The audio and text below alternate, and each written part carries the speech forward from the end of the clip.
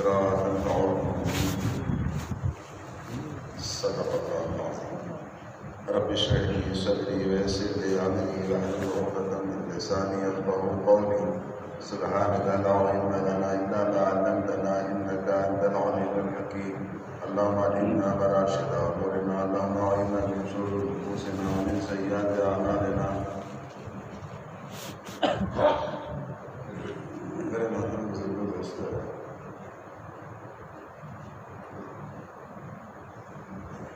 سب سے پہلی بات، بنیادی بات یہ ہے، ایسے حالات میں بھی، ایسے سخت حالات میں بھی، ان حالات میں لوگ اپنے گھروں سے نکلنے کو تیار نہیں، اپنے گھروں سے دور جانے کو تیار نہیں، اللہ کے راستے میں نکلنے کو تیار نہیں، گھر والوں سے دور ہونے کو تیار نہیں،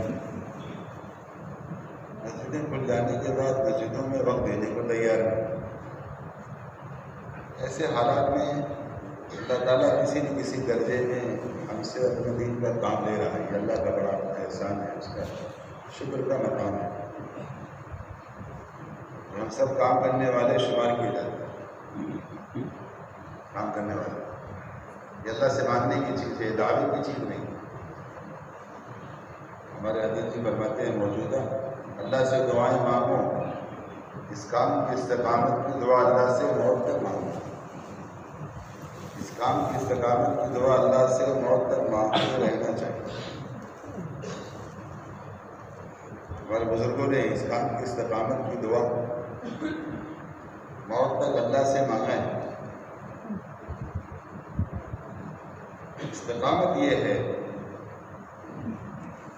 کہ محنت کرنے والے محنت کرتے کرتے محنت کے اندر مر جائیں۔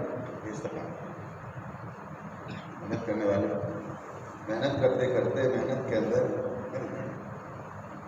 استقامت کا فیصلہ موت پر ہوتا ہے۔ استقامت کوئی دعوے کی چیز نہیں ہے، استقامت کوئی دعوے کی چیز نہیں ہے۔ دعویٰ ان کے اندر پیدا ہوتا ہے جو استقامت کی دعا نہیں مانگتے۔ حضرت مولانا یوسف صاحب رحمۃ اللہ فرماتے تھے، اگر کام کرنے والا ایک رات تہجد کو چھوڑ دے گا، تہجد نہیں پڑھے گا، تو صبح کو اٹھتے ہی کام کے بارے میں دعویٰ کرے گا۔ اگر قدم پر اپنی محنت کی نفی ہے، اللہ کو دعا، اللہ کو دعوت اور عاجزی پسند ہے، دعوت اور عاجزی پسند ہے۔ اس کام کا تھوڑا بھی بہت زیادہ ہے، اس کام کا زیادہ بھی بہت تھوڑا ہے۔ مولانا جی رحمۃ اللہ، تھوڑا کرے، ڈر کر کرے، اس لیے کہ جو ڈر کر چلتا ہے کام ڈر کر کرنے والا ہے، کام ڈر کر کرنے والا ہے۔ امانت ہے، کام کے بارے میں سوال ہوگا، امانت دی جاتی ہے، اس کو پورا کرنے کے لیے امانتوں کے بارے میں سوال ہوتے ہیں، یہ کام امانت ہے۔ حضرت مولانا الیاس صاحب رحمۃ اللہ فرماتے تھے، یہ کام امانت ہے اور ہم امین ہیں، ہماری ذمہ داری یہ ہے کہ یہ کام کرنے والوں کے اہل تک پہنچ جائے، کام کرنے والوں کے اہل تک پہنچ جائے۔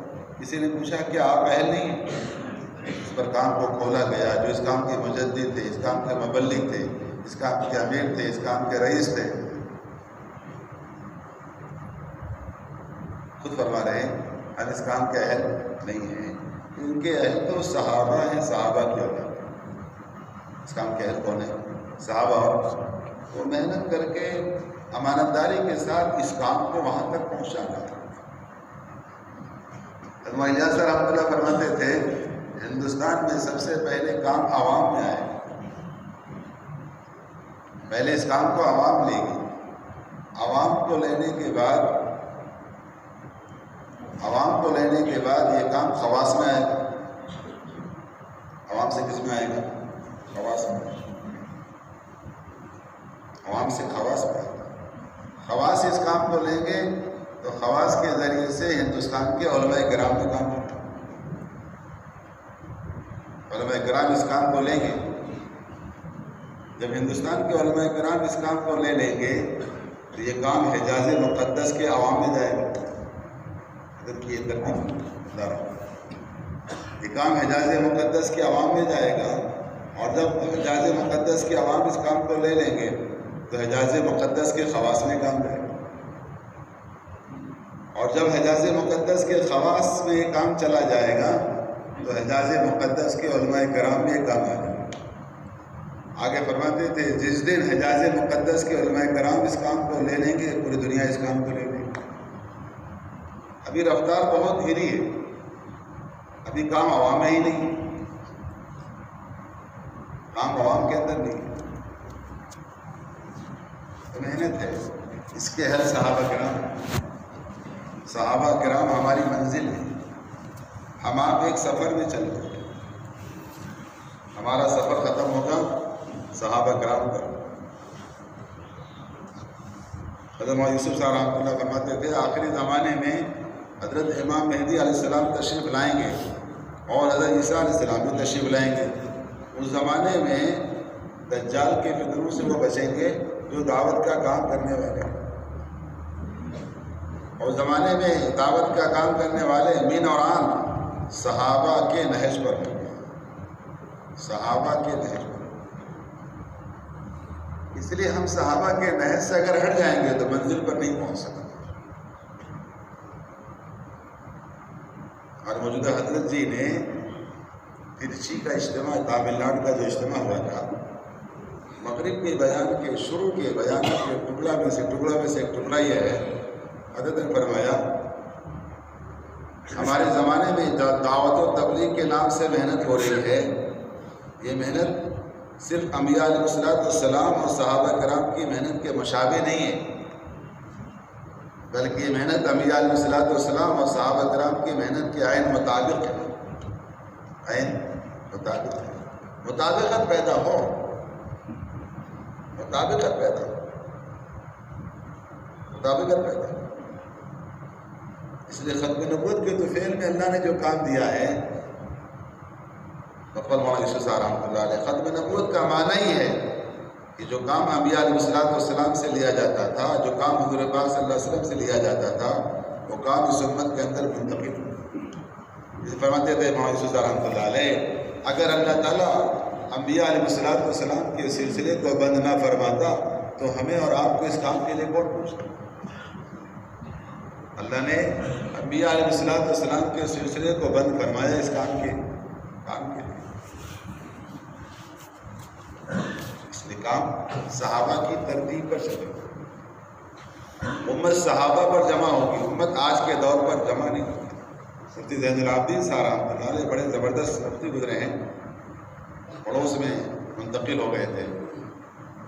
فرماتے تھے جب کوئی خلاف معمول بات پیش آتی تھی تو میں ایک نگاہ اوپر دیکھتا، ایک نگاہ نیچے دیکھتا.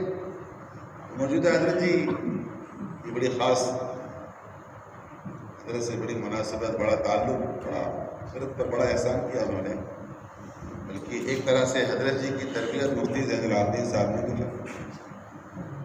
تربیت کا ایک بڑا سلسلہ ہے، جہاں مولانا علی ندوی رحمۃ اللہ علیہ، جہاں مولانا افتخار حسن صاحب گاندھلوی رحمۃ اللہ علیہ، جہاں مولانا اظہار حسن صاحب گاندھلوی رحمۃ اللہ علیہ، جہاں حضرت جی مولانا انعام حسن صاحب رحمۃ اللہ علیہ، جہاں مولانا زبیر صاحب رحمۃ اللہ علیہ، اور جہاں مفتی زین العابدین صاحب رحمۃ اللہ علیہ، بے شمار فہرست حضرت شیخ رحمۃ اللہ علیہ. والدہ محترمہ تو فرماتے تھے جب کوئی خلاف معمول بات پیش آتی تھی تو ایک نگاہ اوپر دیکھتا، ایک نگاہ نیچے دیکھتا. حضرت نے کہا، موجودہ حضرت نے کہا مفتی صاحب یہ اوپر نیچے دیکھنے کا کیا منظر ہے؟ مفتی صاحب کہنے لگے اوپر میں اللہ کے نبی صلی اللہ علیہ وسلم کو، صحابہ کرام کو دیکھتا تھا، اور نیچے آپ کے دادا اور پردادا کو دیکھتا. دادا اور پردادا، مفتی صاحب دادا اور پردادا اس زمانے میں دادا اور پردادا سے ہٹنے کو تیار نہیں. تو قسم کھا کے فرماتے تھے خدا کی قسم میں نے آپ کے دادا اور آپ کے پردادا کو اللہ کے نبی صلی اللہ علیہ وسلم اور صحابہ کرام سے ذرہ برابر ہٹ کر نہیں. بڑے دعوے کے ساتھ فرماتے تھے مولانا یوسف صاحب رحمۃ اللہ علیہ ہمارا کام صحابہ والا کام، ہمارا کام انبیاء علیہ الصلوۃ والسلام والا کام۔ ہمارے کام کو قرآن حدیث میں دیکھ لیا کرو۔ ہم قرآن حدیث سے ہٹ کر کوئی بات نہیں کرتے۔ زمانے کے بڑے بڑے علماء، بڑے بڑے مشائخ کا مطالعہ، کسی اور بھی مکتب فکر کے لوگ نظام الدین اگر آتے اور یہ چاہتے کہ مولانا یوسف صاحب رحمۃ اللہ علیہ کو ان کو قائل کر لیں اپنی تنظیم کے لیے یا اپنے کسی محنت کے لیے یا تحریک کے لیے، کوشش کرتے اگر یہ اپنے کام کے ہو گئے تو ہماری تنظیم کو بڑا فائدہ ہوگا۔ 2-3 دن قیام کے بعد وہ گھبرا کر وہاں سے نکل جاتے کہ اگر یہاں اور رہ جائیں گے تو انہیں کے کام کی ہوگی۔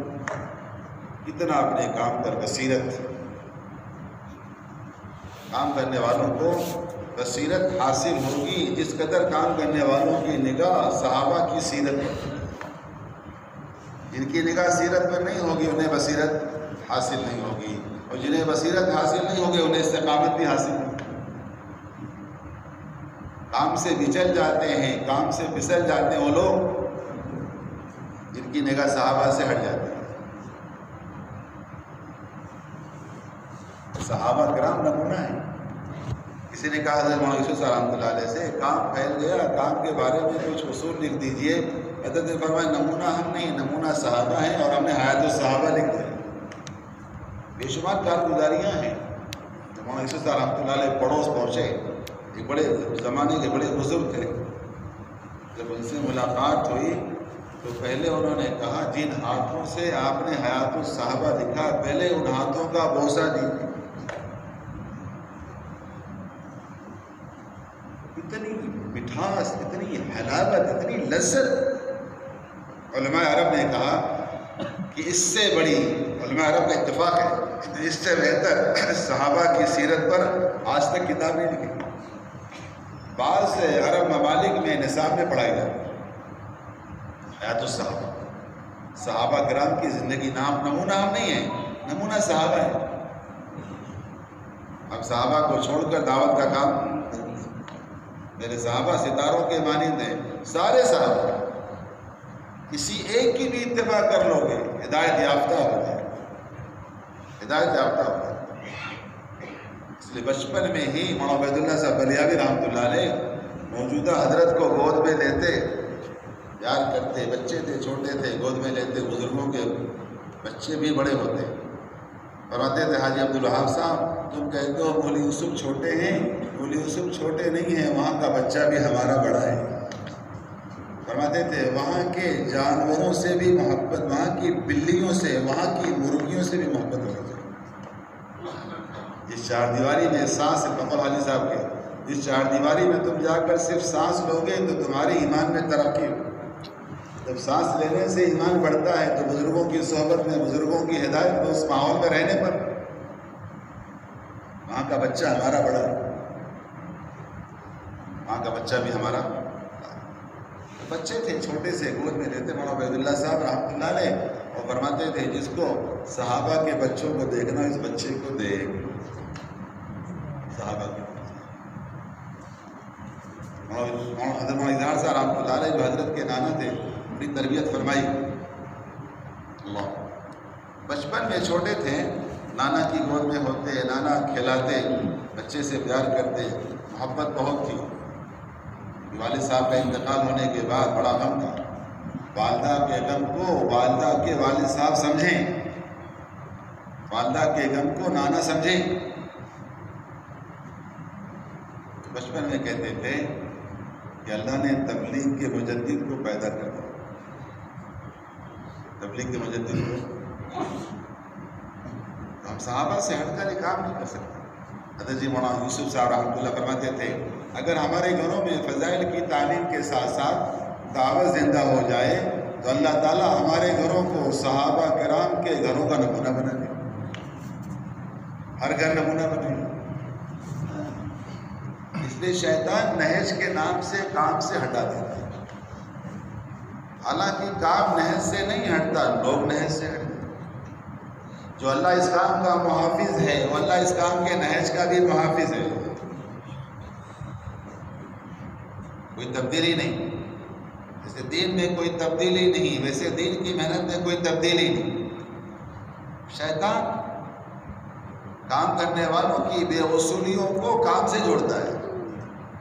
محمد معلیہ صاحب رحمۃ اللہ علیہ، اس کام میں بے اصولیوں کا تعدیہ نہیں ہوگا، بے اصولیاں منتقل نہیں ہوں گی۔ بے اصولی کرنے والے کا نقصان، بے اصولی کرنے والے کا نقصان بے اصولی کرنے والے کو ہوگا، بے اصولی کرنے والے کا سے کام کا نقصان نہیں، نقصان اس کی ذات تک ہے، نقصان اس کی ذات تک ہے، اس سے کام کا نقصان نہیں ہوگا، اس سے بے اصولی کا تعدیہ نہیں ہوگا۔ کہ اللہ اس کے اصولوں کا بھی محافظ ہے، جو اللہ دین کا محافظ ہے، جو اللہ قرآن کا محافظ ہے۔ فرمایا حضرت محمد اللہ صاحب رحمۃ اللہ علیہ نے آخری وقت مولانا الیاس صاحب رحمۃ اللہ علیہ کا انتقال سے پہلے حضرت کو ایک بے چینی تھی، بے قراری تھی، رات کو بے چین رہتے، رات کو سوتے نہیں، ایک بے چینی ہے۔ اللہ نے ایک کام دیا ہے، یہ کام کیسے آگے تک چلے، کیسے کام آگے بڑھے، بے چینی کی بات ہے۔ محمد اللہ صاحب رحمۃ اللہ نے رات کو دیکھا کہ حضرت بہت بے چین ہیں اور حضرت صرف چہل قدمی کر رہے ہیں، بستر پر نہیں۔ محمد اللہ صاحب رحمۃ اللہ علیہ حضرت کے خاص خادم تھے، بطور عیادت دن کو معلوم کی حضرت کیا بات ہے، رات کو میں نے دیکھا۔ حضرت نے فرمایا مولوی عبید اللہ تم نے دیکھا کیا؟ عبید اللہ تم نے دیکھا کیا؟ کہا میں نے دیکھا۔ حضرت نے فرمایا مجھے ایک بات کا غم ہے، ستا رہا ہے کہ میرے بعد کام کر رہے، میرے بعد کا کام کا کیا ہوگا؟ اس خاندان کو اس کام کی فکر ہے کہ میرے بعد کام کرتا ہے، جو فکر اس خاندان کو ہے وہ فکر دوسروں کو نہیں، فکر ہے۔ مولانا عبید اللہ صاحب نے کہا کہ حضرت کیا آپ کو اس بات کا یقین ہے کہ محنت نبی عالم ہے؟ حضرت فرمایا ہاں میں اس محنت کو یقین کرتا ہوں کہ محنت کار نبوت ہے۔ مولانا عبید اللہ صاحب نے فرمایا حضرت جب اس بات کا یقین ہے کہ محنت کار نبوت ہے تو آپ یقین کریں محنت امام مہدی علیہ السلام کے زمانے تک جانے تک کوئی روک نہیں سکتا۔ اس لیے حضرت جی رحمۃ اللہ علیہ کا معمول یہ تھا، ایک سال حج اپنے قافلے کے ساتھ کرتے اور دوسرے سال حضرت مولانا عبید اللہ صاحب کے ساتھ قافلہ بنا کر بھیجتے۔ حضرت جی فرماتے تھے یہی شخص ہے جو امام مہدی کو پہچانتے، قریب ہے۔ اور بزرگوں کا سفر ہر سال حج، پہلے ایک سال آڑ کر کے ابھی ہر سال حج ہو رہا تھا۔ حضرت کے ساتھ چلنے والے بڑے عالم سے میں نے دریافت کیا، ایسے میں نے حضرت ہر سال سفر کرتے کیا وجہ ہے؟ انہوں نے کہا کہ وجہ تو حج تو کرتے ہی ہیں، لیکن ایک وجہ یہ بھی ہے کہ امام صاحب کی ملاقات کا انتظار ہے، شاید اس سال مل جائیں، شاید اس سال مل جائیں۔ بلکہ ایک بڑے بزرگ کہنے لگے کہ مجھے نام نہیں لوں گا، مجھے صوبے کے بڑے بزرگ ہیں، کہنے لگے مجھے یقین ہے کہ موجودہ حضرت امام صاحب سے ملاقات کر لیں۔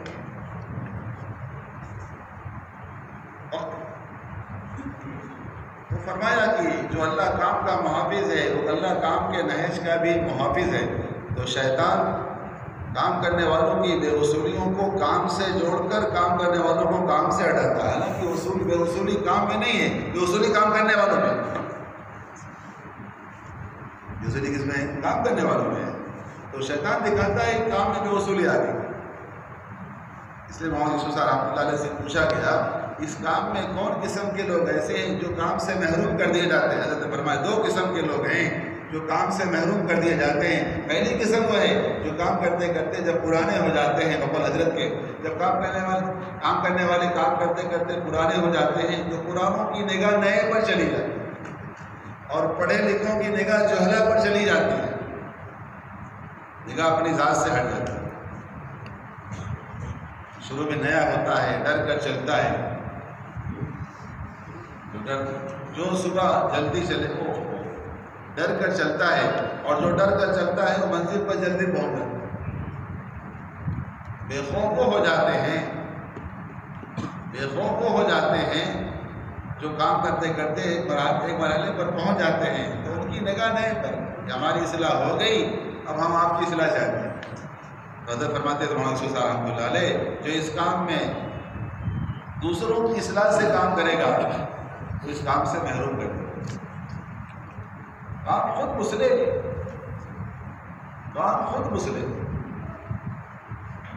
کام خود داعی ہے، اس کام سے امت کی اصلاح ہو رہی ہے۔ حضرت فرماتے ہیں اللہ تعالیٰ نے اس دعوت کی مبارک محنت میں تربیت کا سارا نظام چھپا کے رکھا ہے۔ حضرت قاری محمد طیب صاحب رحمۃ اللہ علیہ جنہیں حکیم الاسلام کا لقب فاتح بمبئی کہے گئے، اور مولانا الیاس صاحب رحمۃ اللہ علیہ کے بارے میں سنا جب قاری صاحب بیان کرتے تھے تو مولانا الیاس صاحب فرماتے رحمۃ اللہ ہاں قاری صاحب جو کہہ رہے ہیں وہی میں چاہتا ہوں۔ فرماتے تھے قاری صاحب میری زبان ہے، قاری صاحب میری زبان ہے۔ ممبئی آتے تھے، پونا بھی آتے تھے، حافظ صاحب کے پونا آئے تشریف لائے چاند طارہ میں، قاری محمد طیب صاحب رحمۃ اللہ علیہ کا اس امت پر کام کرنے والوں پر خصوصاً بہت احسان ہے۔ قاری صاحب فرماتے تھے لوگ اللہ کے راستے نکلتے ہیں خالی ہاتھ نکلتے ہیں، جب واپس آتا ہے تو اپنے دین کا عالم بھی بنتا ہے، اپنے دین کا عامل بھی بنتا ہے، اپنے دین کا داعی بھی بنتا ہے۔ ایک آیت کا جاننے والا ایک آیت کا عالم ہے، ایک آیت کا جاننے والا ایک آیت کا عامل بنے، ایک آیت کا جاننے والا ایک آیت کا داعی بنے۔ بلغ اور نہیں علماء چاہے ایک آیت۔ تو قاری صاحب فرماتے تھے اللہ تعالیٰ نے دعوت کی مبارک محنت میں سارے لائن کے اصلاحی طریقوں کو ضم کر دیا ہے۔ حضرت قاری محمد طیب صاحب رحمۃ اللہ علیہ کا فاصلہ جب بیمار رہتے طبیعت میں کشاشت نہ رہتی تو کہتے آج طبیعت ٹھیک نہیں ہے، تو بھی تقریباً 2 گھنٹے 2.5 گھنٹے کا بیان کرتے بیماری کی حالت۔ اللہ نے بڑا کام کیا، بڑی کم عمر میں 58 سال تک دارالعلوم دیوبند کے محتمم رہے، 10 سال نائب، 48 سال محتمم رہے، اتنا بڑا عرصہ کسی کو نہیں۔ اللہ تعالیٰ نے دعوت کی مبارک محنت میں سارے لائن کے اصلاحی طریقوں کو ضم کر دیا ہے، اور مزید اس محنت میں 2 خصوصیات ہیں۔ پہلی خصوصیت یہ ہے یہ محنت اجتماعی ہے۔ یہ محنت کیا ہے؟ اجتماعی۔ اصل نماز اجتماعی ہے۔ اجتماعی نماز انفرادی نماز کے مقابلے میں 3,35,54,432 درجہ بڑھے۔ شیخ نے لکھا رحمۃ اللہ علیہ انفرادی اعمال کا پہاڑ اجتماعی اعمال کے ذرات کے برابر بھی نہیں، لیکن انفرادی اعمال کے بغیر اجتماعی اعمال میں اللہ کا دھیان بھی حاصل نہیں ہوگا۔ یہ محنت اجتماعی ہے۔ یہ محنت کیا ہے؟ اجتماعی۔ ایک مجموعہ، تم میں سے ایک ایسی جماعت تیار ہو جو لوگوں کو خیر کی طرف بلائے۔ علماء نے لکھا ہے ہر بستی میں، ہر قریہ میں، ہر علاقے میں ایک ایسی جماعت کا ہونا فرض کفایہ ہے۔ قرآن پاک کی آیت کے ترجمے کے طور سے دوسری بات فرمائی قاری صاحب نے، دوسری خصوصیت یہ ہے کہ اس محنت میں نقل و حرکت ہے۔ اس محنت میں نقل و حرکت ہے۔ باطل نقل و حرکت کے ساتھ ہے، باطل کا مقابلہ گھر بیٹھ کر نہیں کریں گے، گھر بیٹھ کر نہیں کر سکتے۔ نقل و حرکت اور گھر پر بیٹھ کام کرنے والے دونوں میں فرق ہے۔ تو اس محنت میں نقل و حرکت کا امتیاز حاصل ہے۔ اگر اس محنت سے نقل و حرکت کو نکال دیا گیا تو محنت بچا گئی۔ نقل و حرکت ہے، یہ خصوصیت ہے۔ محنت اجتماعی ہے اور دوسرے اس محنت میں نقل و حرکت ہے۔ حضرت فرماتے ہیں ہمارے کام میں شمار وہ کیا جاتا ہے جو سالانہ نقل و حرکت پر۔ عروج اس کام کی شان ہے، عروج اس کام کی امتیازی شان ہے، یہ تمغہ امتیاز ہے۔ اس راستے کا عروج، اس راستے کا تمغہ امتیاز ہے، امتیازی شان ہے، یہ فرق ہے۔ ایک چیز یہ ہے، ایک قسم وہ ہے جو کام کرتے کرتے پرانے ہو جاتے ہیں تو ان کی نگاہ نئے پر چلی جاتی ہے اور نئے کی اصلاح میں لگ جاتے ہیں، وہ کام سے ہٹ جاتے ہیں۔ اور دوسری قسم اور ہے جب کام کرنے والے کام کرتے کرتے کسی مرتبے پر، کسی منصب پر، کسی عہدے پر، کسی ذمہ داری پر جب پہنچ جاتے ہیں تو ان کی نگاہ کام پر پڑتی ہے، اب وہ کام کی اصلاح چاہتے ہیں۔ اس کام میں کام کرنے والا، کام کی اصلاح چاہنے والا ایسا ہے جیسے کوئی مرید اپنے شیخ کی اصلاح چاہتا ہے۔ مرید تو مرید ہی رہے گا، مرید اپنے شیخ کی اصلاح چاہتا ہے۔ اس لیے ہمارے کام میں پرانا وہ ہے جو امیر کی اطاعت پر ہے۔ اگر ایک عرصہ گزرنے کے بعد امیر کی اطاعت پر نہیں ہے تو وہ کام میں نیا ہے، اور ایک قلیل عرصہ گزرنے کے بعد اگر امیر کی اطاعت پر آ گیا وہ پرانا ہے۔ مدت کوئی چیز نہیں، اصل اطاعت ہے۔ وَلَا تَمُوتُنَّ إِلَّا وَأَنْتُمْ مُسْلِمُونَ، اے میرے بندو دنیا سے اطاعت کے بغیر مت آنا۔ اطاعت اصل ہے۔ جو امیر کی اطاعت پر ہے وہ پرانا ہے، جو امیر کی اطاعت پر ہے وہ پرانا ہے، جو امیر کی اطاعت پر نہیں ہے وہ پرانا ہے۔ اطاعت یہ پیمانہ ہے، پرانوں اور نئے میں فرق کرنے والی چیز اطاعت ہے۔ اطاعت آئے کہ اطاعت کے بغیر ہدایت ممکن ہے۔ وَإِن تُطِيعُوهُ تَهْتَدُوا، جو اطاعت پر آئیں گے ان کو ہدایت دیں گے۔ ولایت کا تعلق بھی اطاعت پر ہے، ہدایت کا تعلق بھی اطاعت پر ہے، سنت کا تعلق بھی اطاعت پر ہے۔ سنت کا تعلق اس سے ہے، اطاعت پر ہے۔ ہدایت کا تعلق بھائی تُطِيعُوهُ تَهْتَدُوا، اطاعت والوں کو ہدایت ملے، اطاعت والوں کو ہدایت۔ اطاعت آئے، ماننا ہے کہ اطاعت کے بغیر اجتماعیت حاصل نہیں۔ اطاعت، اجتماعیت کا تعلق اطاعت سے ہے۔ سب کام کرنے والے اطاعت پر آ جائیں۔ حضور پاک صلی اللہ علیہ وسلم کے وصال کے بعد لوگ بکھرے ہوئے تھے، الگ الگ رائے، لیکن سب مل کر ایک ابوبکر صدیق رضی اللہ تعالیٰ عنہ کی اطاعت پر آ کے سارے فتنے ختم ہوئے۔ سب کی رائے الگ، یہ سب کی رائے ویسے، یہ بات تو ممکن ہے کہ سب کی رائے سے کام ہو، لیکن یہ بات تو ممکن نہیں ہے کہ سب کے اتفاق سے کام۔ اتفاق تو فیصلے پر ہوتا ہے، فیصلے کو ماننے والے اتفاق پر ہیں۔ فیصلے کے بعد اپنی رائے کو بھول جانا یہ ایمان والوں کی علامت ہے، اور فیصلے کے بعد اپنی راہوں پر قائم ہونا نفاق کی علامت ہے۔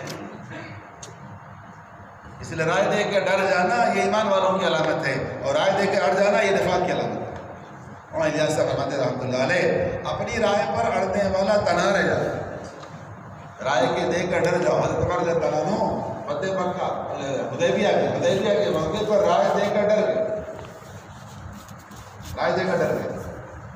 یہ وحی کا سلسلہ شروع ہو گیا تو اپنی سواری کو بہت تیز دوڑایا ہے، اللہ کا عذاب آ رہا ہے، میری وجہ سے آ رہا ہے، تو اللہ کا عذاب مجھ پر آئے، میرے ساتھیوں پر نہیں۔ میں تو ماشاء اللہ بہت پرانا میرے ساتھیوں کے اوپر، ساتھیوں کی غلطیوں پر نگاہ کریں۔ رائے دے کر ڈر گئے۔ فرماتے ہیں جب مجھے حدیبیہ یاد آتی ہے، روزانہ میں کثرت سے صدقات کرتا ہوں اور اللہ کے راستے میں خیرات کرتا ہوں، نماز پڑھتا ہوں، استغفار کرتا ہوں، دعا کرتا ہوں، اے اللہ عمر کے اس دن کے اپنی رائے پہ اڑنے والے گناہ کو معاف کر دے۔ رائے دے کر ڈر گئے۔ رائے امانت ہے، کل قیامت میں پوچھا جائے گا تمہارے رائے دینے کی غرض کیا تھا؟ رائے دینے کی تو رائے دینا یہ ہمارا حق نہیں ہے، ووٹ دینا لوگ حق سمجھتے ہیں، ووٹ دینا حق ہوگا، رائے دینا حق نہیں۔ رائے دی جائے تو لے جائے، نہ دی جائے تو نہ لے۔ اس سے مشورہ کہ بغیر اجتماعیت پیدا نہیں، سب سے بڑا عمل ہے۔ جیسے اسلام میں سب سے بڑا عمل نماز ہے، سب سے بڑا اجتماعی عمل نماز ہے، نماز سے بڑھ کر کوئی اجتماعی عمل نہیں۔ روزے کی روح نماز ہے، حج کی روح نماز ہے، زکوٰۃ نماز کے اقیم الصلاۃ والزکوٰۃ، زکوٰۃ نماز کے تابع۔ اس علماء نے لکھا ہے جو نماز کا اہتمام نہیں کرتا اس کی زکوٰۃ کا بھی اعتبار نہیں۔ زکوٰۃ دیتے نماز نہیں، زکوٰۃ نماز کے بعد ہے، زکوٰۃ نماز کے اس زکوٰۃ اس شخص کی زکوٰۃ کا اعتبار نہیں ہے جو نماز نہیں۔ جب اس شخص کی دین کا اعتبار نہیں جو نماز نہیں پڑھتا تو اس شخص کے زکوٰۃ کا اعتبار کہاں سے ہو جائے گا؟ اس شخص کے روزے کا اعتبار کہاں سے ہو جائے گا؟ اس شخص کے دین کا اعتبار نہیں ہے جو جان بوجھ کر نماز چھوڑ دے۔ جیسے اسلام میں نماز سے بڑھ کر اجتماعی عمل کوئی نہیں ہے، ویسے دعوت کے کام میں مشورے سے بڑھ کر اجتماعی عمل کوئی نہیں ہے۔ والذین استجابوا لربهم واقاموا الصلاۃ وامرهم شورى بینہم۔ یہ نماز کے ساتھ اللہ نے مشورے کو بیان کر کے، حالانکہ نماز کے ساتھ زکوٰۃ آتی تو زکوٰۃ مشورے کے بعد ہے،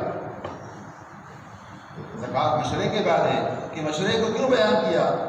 کہ جو اہمیت اسلام میں نماز کی ہے وہ اہمیت مشورے میں دعوت کے کام ہے۔ جیسے نماز اسلام کا سر ہے ویسے مشورہ تبلیغ کا سر ہے۔ جس نے نماز کو قائم کیا، دین کو قائم کیا، جس نے مشورے کو قائم کیا، تبلیغ کو قائم کیا، جس نے نماز کو چھوڑ دیا، دین کو گرا دیا، اس نے مشورے کو چھوڑ دیا، جو جان بوجھ کر نماز چھوڑ دے اس کا اسلام میں کوئی حصہ نہیں، جو جان بوجھ کر مشورہ چھوڑ دے اس کا تبلیغ میں حصہ کہاں سے؟ کہ ہمارا حصہ اسلام میں نماز کی وجہ سے ہے، ہمارا حصہ اسلام میں نماز کی وجہ سے ہے، ہمارا حصہ اسلام میں مشورے کی وجہ سے۔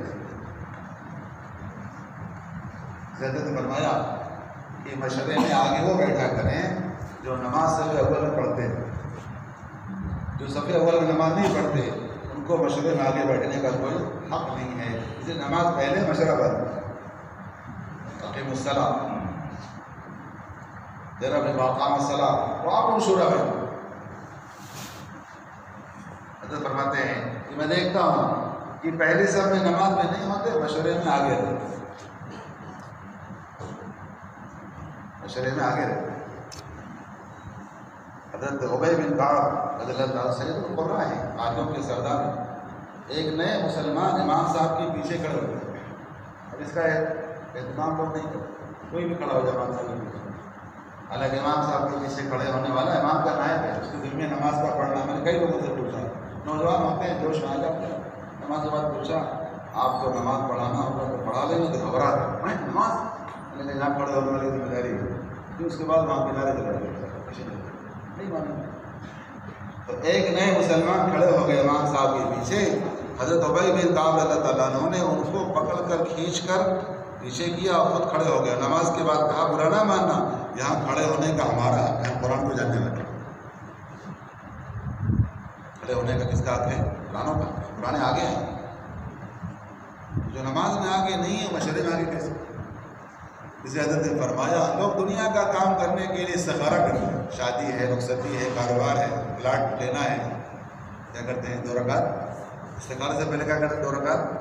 کتنا بڑا دین مقصود ہے، مطلوب ہے، اور دین کے مشورے کے لیے بغیر نماز کیا ہے؟ دین کے مشورے کے لیے بغیر نماز کیا؟ بعض لوگ موبائل کا رائے دیتے ہیں، ہمارے جاننے والے ہیں سنگاپور میں، مرتبہ فون کیا انہوں نے، میں نے کہا پوچھا بچوں کی تعلیم کا کیا ہے؟ تو کہتے ہیں الحمدللہ بچوں کی تعلیم چل رہی ہے۔ کہاں پڑھتے ہیں بچے؟ تو کہنے لگے نیٹ پر آتے ہیں، وہ قاری صاحب پڑھا کے چلے جاتے ہیں اس پر۔ میں نے کہا آپ بھی نیٹ پہ نماز پڑھ لیا کیجیے، تو کہنے لگے ناراض ہو گئے، کیسی بات کریں؟ تو کیسی بات نہیں کریں، جب بچوں کو آپ مدرسے میں مسجد میں بھیجنے کو تیار نہیں ہیں، یا کسی قاری صاحب سے کی صحبت سے تیار نہیں ہیں، آپ بھی پڑھ لو۔ بعض ملک ایسا ہے، ہمارے حضرت پہنچے ایک ملک میں، ملک ہے 100% مسلمان مالدار ملک ہے، انہوں نے کسی مسجد میں گئے، حضرت نے کہا بھائی مؤذن صاحب سے ملاقات کریں، ذرا مؤذن صاحب سے احوال لیں۔ وہاں کے لوگ کہنے لگے یہاں مؤذن نہیں ہوتے، یہاں اذان نیٹ پر ہوتے ہیں۔ حضرت پر کیا بات ہے؟ کہنے لگے تنخواہ دینے کی کیا، حالانکہ اتنا امیر ملک ہے، میں نام کیا آپ جانتے ہو، امیر ترین ممالک میں سے ہندوستان کی کم سے کم 20 یا 22 گنا کرنسی اس کی آگے، اس ملک کا یہ حال ہے، مؤذن کو ہٹا دیا، حالانکہ مؤذن کا مقام اللہ کے نبی صلی اللہ علیہ وسلم کی دعا کے مستحق مؤذن بنتے ہیں، اللہ مؤذنین کی مغفرت فرما، اماموں کی رہنمائی فرما۔ حضرت عمر رضی اللہ عنہ مشہور قول، اگر خلافت کی ذمہ داری نہ ہوتی تو مسجد قباء کا مؤذن بن گیا۔ حضرت علی رضی اللہ عنہ مشہور قول ہے کہ مجھ سے ایک چوک ہو گئی کہ میں اپنے دونوں بیٹوں کو کیوں نے اللہ کے نبی صلی اللہ علیہ وسلم سے مؤذن بنا لیا ہو، مؤذن بننے کی دعا کرا لیا ہو۔ تو نیٹ پر، اس پر نیٹ پر، اذان نیٹ پر، بچوں کی پڑھائی، بچوں کی تعلیم، ایک چیز یہ ہے۔ تو دوسری قسم وہ ہے جو کام کرتے کرتے جب پرانے ہو جاتے ہیں تو کام کی اصلاح میں لگ جاتے ہیں۔ بعض لوگ کہتے ہیں ہمارے پاس آؤ، تمہاری اصلاح کرتے ہیں، پھر اللہ کے راستے میں جاؤ، یہ بھی سننے کو ملتا ہے، ہمارے پاس آؤ۔ میں بڑا غور کر رہا تھا کہ اللہ یہ اس کا سوال کا جواب مل جائے۔ اللہ نے دلا دیا، حضرت مولانا سید احمد خان مہاجر مکی رحمۃ اللہ علیہ کا 1962 یا 63 کا بیان لکھنؤ کے مرکز کا مل گیا۔ حضرت نے کہا جو لوگ یہ کہتے ہیں کہ ہمارے پاس آؤ تمہاری اصلاح ہو جائے پھر اللہ کے راستے میں جاؤ، اس کی مثال ایسی ہے جیسے ایک طالب علم ایک استاد کے پاس ساری کتاب پڑھ کر مدرسے بنا، ساری کتاب پڑھ کر کہاں جا رہا ہے؟ ہم کیا کسی کی اصلاح کریں؟ جس سے ہماری اصلاح ہوئی، ہمارے خاندان کی اصلاح ہوئی، ہمارے باپ دادا کی اصلاح ہوئی، ہمارے اولاد کی اصلاح ہوئی، ہمارے علاقے کی اصلاح ہوئی، اس کی اصلاح کے چکر میں پڑ گئے۔ کام کی اصلاح چاہنے والے کام سے ہٹا دیے جاتے ہیں۔ دو قسم کے لوگ محرومی کا اسباب ہے کہ ہم موت تک از اول تاخیر اپنی ذات پر نگاہ رکھ کے کام کریں کہ محنت اپنی تربیت کے لیے ہے۔ جو محنت کرے مولانا یوسف صاحب رحمۃ اللہ علیہ کے اس کام میں دوسروں کی اصلاح کی نیت سے چلنے والا ایسا ہے جیسے ایک نابینا آدمی چراغ لے کے جائے، تو نابینا آدمی کے ہاتھ میں چراغ سے شاہراہوں سے گزرنے والوں کو چراغ سے فائدہ پہنچ جائے گا، لیکن صاحب چراغ کو چراغ کے باوجود چراغ کے باوجود وہ چراغ سے فائدہ حاصل ہونے والا یہی یاد ہے۔ مولانا علی میں ندوی رحمۃ اللہ علیہ، حضرت مولانا علی میں ندوی رحمۃ اللہ علیہ، اللہ جزائے خیر اللہ حضرت کے درجات کو بہت بلند فرمائے، بڑا احسان ہے سنت پر۔ بمبئی آتے تھے حج کے زمانے میں، بمبئی سے ہوائی جہاز، پانی کا جہاز جو بھی بمبئی میں جمع کیا پرانوں کو، فرمایا اگر اس محنت سے ساری دنیا والوں کی اصلاح ہو جائے، ہماری اصلاح نہ ہو تو اس کام سے ہمارا کیا فائدہ؟ آگے فرمایا اس محنت سے دنیا والوں کی اصلاح ہو یا نہ ہو، لیکن کام کرنے والوں کی اس دنیا والوں کو ہدایت دنیا والوں کو ہدایت ملے چاہے نہ ملے، لیکن ہم کام کرنے والوں کو ہدایت مل گئی تو بدلا اس کام سے اپنا نقصان کیا ہوگا؟ حضرت جی رحمۃ اللہ فرماتے تھے جو محنت کرے گا اس پر ہدایت دینے کا وعدہ ہے، جس پر محنت کی جائے گی اس پر ہدایت دینے کا وعدہ نہیں ہے۔ اگر محنت کرنے والے مولانا علی میں رحمۃ اللہ علیہ فرماتے تھے یہ امت بدنیتی سے زیادہ بے نیتی کی شکار ہوگی، بری نیت نہیں تو اچھی نیت بھی نہیں۔ اس لیے اپنی ذات کی اصلاح کی نیت سے کام کرنے والے چلتے رہیں گے۔ حضرت مولانا یوسف صاحب فرماتے تھے کہ اگر داعی کی دعوت کی گولی کا نشانہ داعی کا اپنا دل نہیں ہے، داعی کی دعوت کی گولی کا نشانہ اگر داعی کا اپنا دل نہیں ہے تو زندگی بھر دعوت دیں گے، ہمارا ایمان کامل نہیں بنے۔ مثال دیتے تھے مولانا یوسف صاحب رحمۃ اللہ علیہ، گھر میں نئی نئی بہو آئی ہے، ساس بہو کے مزاج سے واقف نہیں ہے، آج کل مزاج بہت بدلتا رہتا ہے، صبح شام کچھ کہا تو فوراً کمپلین ساس کی پہنچ جاتی ہے۔ واٹس ایپ کا زمانہ ہے، SMS کا زمانہ ہے، فوٹو کے ساتھ پہنچ جاتی ہے، حرکات اور سکنات کے ساتھ پہنچ جاتی ہے، تو ڈری ہوئی ساس کہ بہو سے کیا کہیں، نقصان ہو گیا بہو سے تو ڈانٹ سنا رہی بیٹی کو، اور بہو سمجھتی ہے کہ نقصان تو مجھ سے ہوا اور ڈانٹ آپا سن رہی ہے۔ فرماتے تھے مقصود یہ ہے، ساس کا مقصود یہ ہے کہ بیٹی پرائے گھر کی ہے، بہو اپنے گھر کی ہے، یہ سب بول رہے گے، حقیقت نہیں۔ ایک ساتھ کہنے لگے عید کا موقع ہے تو بیٹیاں اپنے گھر آ گئی اور بہو اپنے گھر چلے، یہاں فرق ہے کہ بیٹی پرائے گھر کی ہے اور بہو اپنے گھر کی ہے، تو بیٹی تو چلی جائے گی، بہو کو سمجھانے کے لیے بیٹی کا سہارا لے رہی ہے، بہو کو سمجھانے کے لیے بیٹی کا سہارا لے رہی ہے۔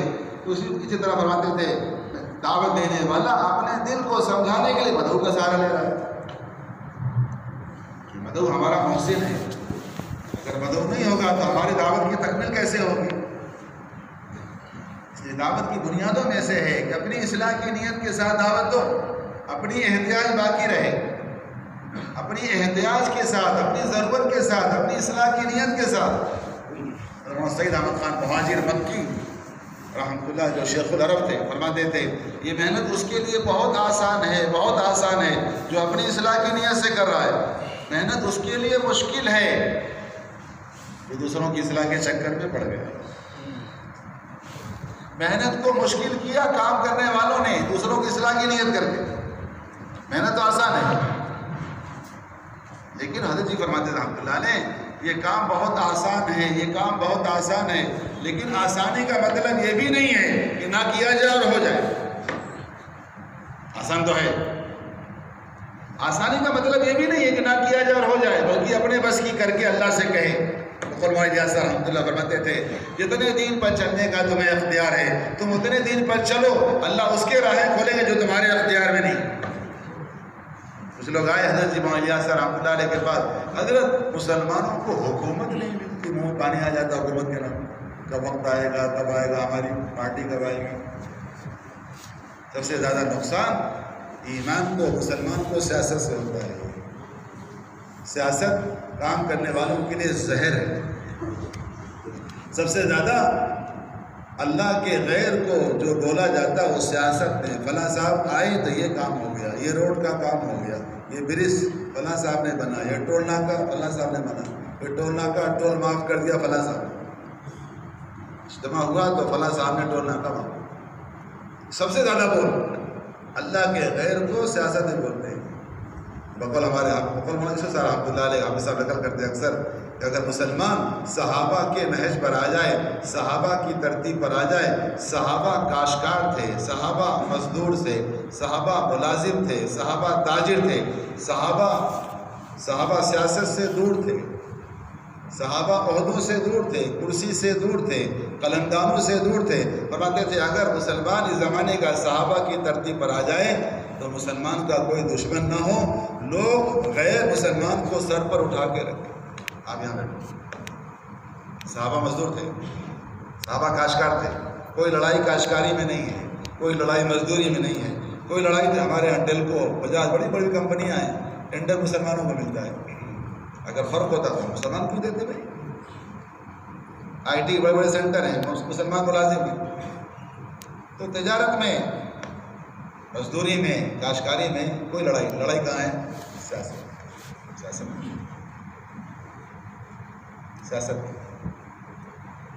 ایک چیز یہ ہے کہ اپنے وقت مولانا الیاس رحمۃ اللہ علیہ کے پاس کچھ لوگ آئے، حضرت مسلمانوں کو حکومت نہیں. حضرت فرمایا جتنے دین پر چلنے کا اختیار ہے، نماز پڑھنے کا اختیار ہے، نماز پڑھتے نہیں، روزہ رکھنے کا اختیار، روزہ رکھتے نہیں، زکوٰۃ دیتے نہیں، تو جو تمہارے اختیار میں نہیں تم کو کیسے ملے گی؟ پہلے اس پر تو چلو جو تمہارے اختیار میں. نماز پڑھو، تلاوت کرو، ذکر کرو، اللہ کے راستے میں جاؤ جو تمہارے اختیار میں، پھر اللہ تعالیٰ اس کی راہیں کھولیں گے جو تمہارے اختیار میں نہیں. فرماتے ہیں مولانا یوسف صاحب رحمۃ اللہ علیہ سب سے پہلے مسلمان اپنے دین کو بگاڑے گا، اپنے دین کو ہلکا کرے گا. غیر یہ دیکھ لیں گے کہ دین کو بگاڑ رہا ہے تو غیر اس کے دین کو مٹا دیں گے. آگے فرماتے تھے سب سے پہلے مسلمان اللہ کے کسی حکم کو توڑے گا. جس حکم کو مسلمان توڑے گا غیر اس حکم کے خلاف قانون لائیں گے. یہ بات ہے، قانون ہم نہیں لا رہے. سب سے زیادہ مسلمان دین کا نقصان، اسلام کا نقصان مسلمانوں سے ہوتا ہے. کام کا نقصان کام کرنے والوں سے ہوتا ہے. کام کا نقصان کس سے ہوتا ہے؟ اسلام کا نقصان کوئی پہنچا نہیں سکتا. جیسے اسلام کا نقصان نہیں پہنچا سکتا ویسے اس کام کا نقصان بھی کوئی نہیں پہنچا سکتا. جو اللہ اسلام کا محافظ ہے وہ اللہ اسلام کے حقوق کا، تبلیغ اسلام کا حق ہے، تبلیغ اسلام کا حق ہے. دنیا میں حق کے مطالبے ہو رہے ہیں، ہمارا حق دو، ہمارا حق دو. مفتی دفعت اللہ صاحب رحمۃ اللہ علیہ مفتی اعظم گزرے ہیں مولانا الیاس صاحب رحمۃ اللہ علیہ کے زمانے میں. کسی سیاسی آدمی نے ان سے کہا کہ ہمارا آپ سے کوئی جھگڑا لڑائی نہیں ہے، بس چند باتوں میں اتفاق ہو جائے. پہلی چیز یہ ہے کہ نظام الدین سے آپ تبلیغ کا کام کر رہے ہیں، اس کو بند کر دیں. نظام الدین سے تبلیغ کا کام، مفتی صاحب نے کہا تبلیغ اسلام کا حق ہے. جب تک اسلام باقی رہے گا، جب تک تبلیغ باقی رہے گی. تبلیغ تو اسلام کے ساتھ ختم، تبلیغ اسلام کے ساتھ ختم، حق ہے. ہمارا آپ کو کوئی اتفاق نہیں ہو سکتا. اپنا کام کرو، ہم اپنا کام کریں. تو ایک چیز یہ ہے جتنا دین پر چلنے کا اختیار ہے اتنا ہم چلیں۔ حضرت نے فرمایا تمہاری جماعتیں جہاں تک جا سکتی ہیں وہاں تک چلی جائیں، اللہ آگے کی راہیں کھول دیں گے۔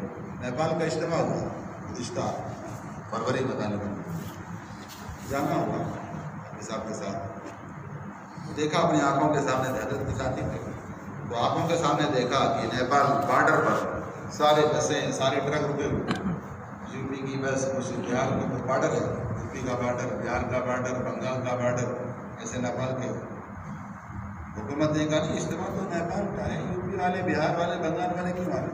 تو پرمیشن نہیں۔ ہزاروں بسیں، ہزاروں ٹرکیں، ہزاروں گاڑیاں، سب رات بھر اسی کھلے آسمان میں، ٹھنڈک کا مہینہ۔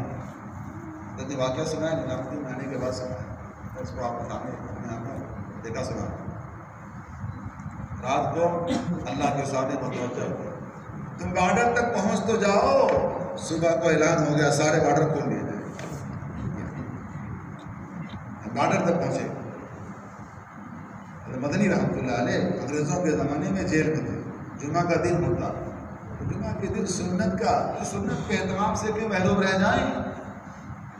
یقین ہے جمعہ نہیں پڑھ سکتے، یقین ہے جمعہ نہیں پڑھ سکتے، عدالت جیلوں کے اندر ہے، جیل خانے میں۔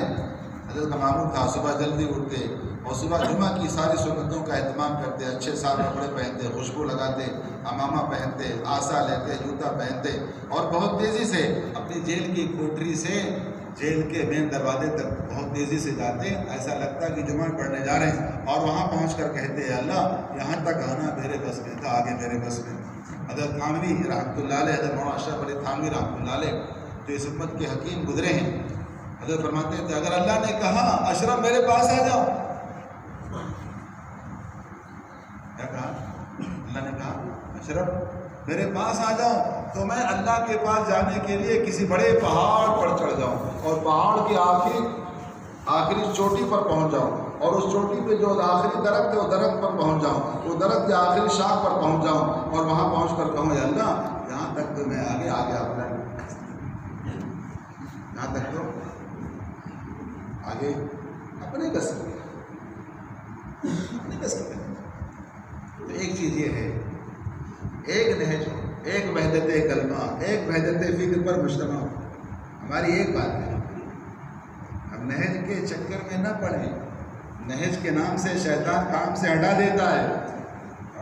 نہج کی اصلاح کر رہے ہیں لوگ، جو اللہ کام کا محافظ ہے، واللہ اس کام کے نہج کا محافظ ہے۔ ہم نہج کے ٹھیکیدار نہیں، کچھ وقت گزارنے کے بعد ہم نہج کی ٹھیکیداری نہیں لے لیا ہم نے، اس لیے نہج تو باقی رہے گا۔ لوگ نہج سے ہٹ جائیں گے، کام نہج سے نہیں ہٹے، یقینی بات ہے۔ اس لیے نہج کے بارے میں رائے دینا، نہج کے بارے میں اتفاق نہ کرنا یہ نقصان کی بات ہے کہ نہج تو وہی رہے، نہج نہیں بدلے گا، صحابہ کا نہج نہیں بدلے گا۔ صحابہ قیامت تک کے لیے صحابہ کرام کو اللہ نے نمونہ بنایا ہے، ہم صحابہ کو سامنے رکھ کر کام کریں گے، صحابہ سے ہٹیں گے کام سے ہٹ جائیں گے، جو صحابہ سے ہٹ جائے گا وہ کام سے ہٹ جائے گا۔ دوسری بات یہ ہے کہ ایک وحدت قلب، ہماری بات ایک ہو، فکروں میں اجتماعیت ہو، فکریں مجتمع ہو، مشورہ یہ فکروں کو مجتمع کرنے والا ہے، فکروں کو جمع کرنے والا ہے۔ اگر مشورے کے اندر کی فکروں میں اجتماعیت نہیں آئی، فکر مجتمع نہیں ہوئے، اگر بیٹھنے والوں کی سب کی فکریں الگ الگ ہوں گی تو مشورے سے ہمیں وہ فائدہ حاصل نہیں۔ فکری دائی کی حیات ہے، فکری دائی کی موت ہے، اور فکر مند ہونے کے لیے مشورے سے بہتر کوئی عمل نہیں ہے۔ فکر مند ہونے کے لیے مشورے سے بہتر کوئی عمل نہیں ہے۔ مشورے میں آئیں، 2 رکعت نماز پڑھ کر اللہ سے دعا کر کے آئیں کہ اللہ مشورے میں جا رہا ہوں، مشورے میں تجھے جو پسند ہو ہمارے دلوں میں، ہمارے ساتھیوں کے دلوں میں اتار دے، اور تجھے جو مشورے میں ناپسند ہو وہ ہمارے دلوں سے، ہمارے ساتھیوں کے دلوں سے نکال دے، ساتھیوں کے دلوں سے۔ اس لیے مشورے کے بعد کوئی ہماری رائے نہیں، رائے ختم ہو جاتی ہے فیصلے پر۔ جو اپنی رائے کو فیصلے کے بعد باقی رکھتے ہیں وہ ایمان والے نہیں.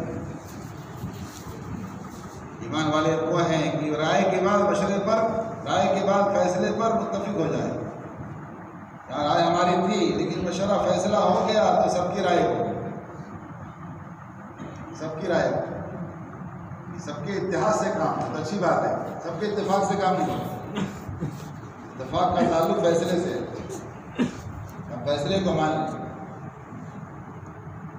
اس لیے حضرت فرماتے ہیں اگر ایک دن کا مشورہ چھوٹ جاتا ہے تو 24 گھنٹہ بے فکری کے ساتھ گزرتا ہے. وہ انتہائی بے فکرہ ہے، وہ رائے دینے کے لائق نہیں ہے.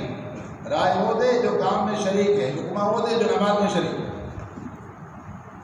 ایک صاحب تراویح پڑھ رہے تھے، تراویح سنا رہے تھے، ایک قاری صاحب گزر رہے تھے کھڑکی کے راستے.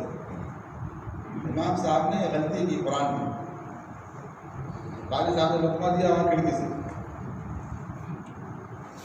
قاری صاحب نے کہا لقمہ تو صحیح تھا لیکن طریقہ زیادت. اگر امام صاحب نہیں لیتے تو سب کی نماز فاسد ہو جاتی ہے. ہاں اگر لقمہ دینے کا شوق ہے تو نماز میں آ جائے گی، اگر رائے دینے کا شوق ہے تو کام میں آ جائے گی. باہر سے کیوں رائے دے؟ جیسے باہر سے لقمہ دینے سے نماز میں فساد پیدا ہوگا، ویسے کام میں باہر سے رائے دینے سے کام میں فساد ہوگا. رائے دینے کا شوق ہے تو کام میں آ جائے گی. جو کام میں نہیں ہے وہ رائے دینے کے لائق نہیں ہے، جو نماز میں نہیں وہ لقمہ دینے کے لائق نہیں ہے. لقمہ دینے والا مقتدی لقمہ دیتا ہے نماز امام صاحب کو. لقمہ دینا نہ مقتدی کے لیے، لقمہ دینا نہ امام کے لیے، لقمہ دینا نماز کے لیے، نماز صحیح ہو جائے. اچھا لقمہ دینے والا لقمہ دے کے بری ہو جائے. امام ضامن ہے، مقتدیوں کی نماز کا ضامن ہے. لقمہ پر اصرار نہ کرے، لقمہ دے کر بری ہو جائے. اور اگر امام صاحب لقمہ نہ لیں تو نماز چھوڑ کر گھر بھی نہ جائیں. امام صاحب نے لقمہ نہیں لیا میں چلا. اسی طرح رائے دے کر بری ہو جاؤ. جیسے نماز میں امام ہے ویسے اس کام میں فیصل ہے. امام ایک ہی ہے اور مسجد کی نماز ایک ہی ہے. ہر مسجد میں نماز جماعت ثانی ہمارے امام صاحب کے نزدیک تھی. مسجد نماز ایک ہی ہوگی، مشورہ مسجد ایک ہی ہوگی. کہ نماز کے لیے جمع ہونے کے لیے مسجد ہے تو مشورے کے لیے جمع ہونے کے لیے بھی مسجد ہے. کہاں ہے مشورہ؟ کہاں ہوگا؟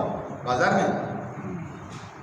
بازار مشورہ نہیں ہوگا، مشورہ گھر پہ نہیں ہوگا، کسی کے آفس میں نہیں ہوگا. مشورہ کہاں ہوگا؟ کہ مشورہ ہوگا مشورے کی جگہ پر. نماز کہاں ہوگی؟ نماز کی جگہ پر.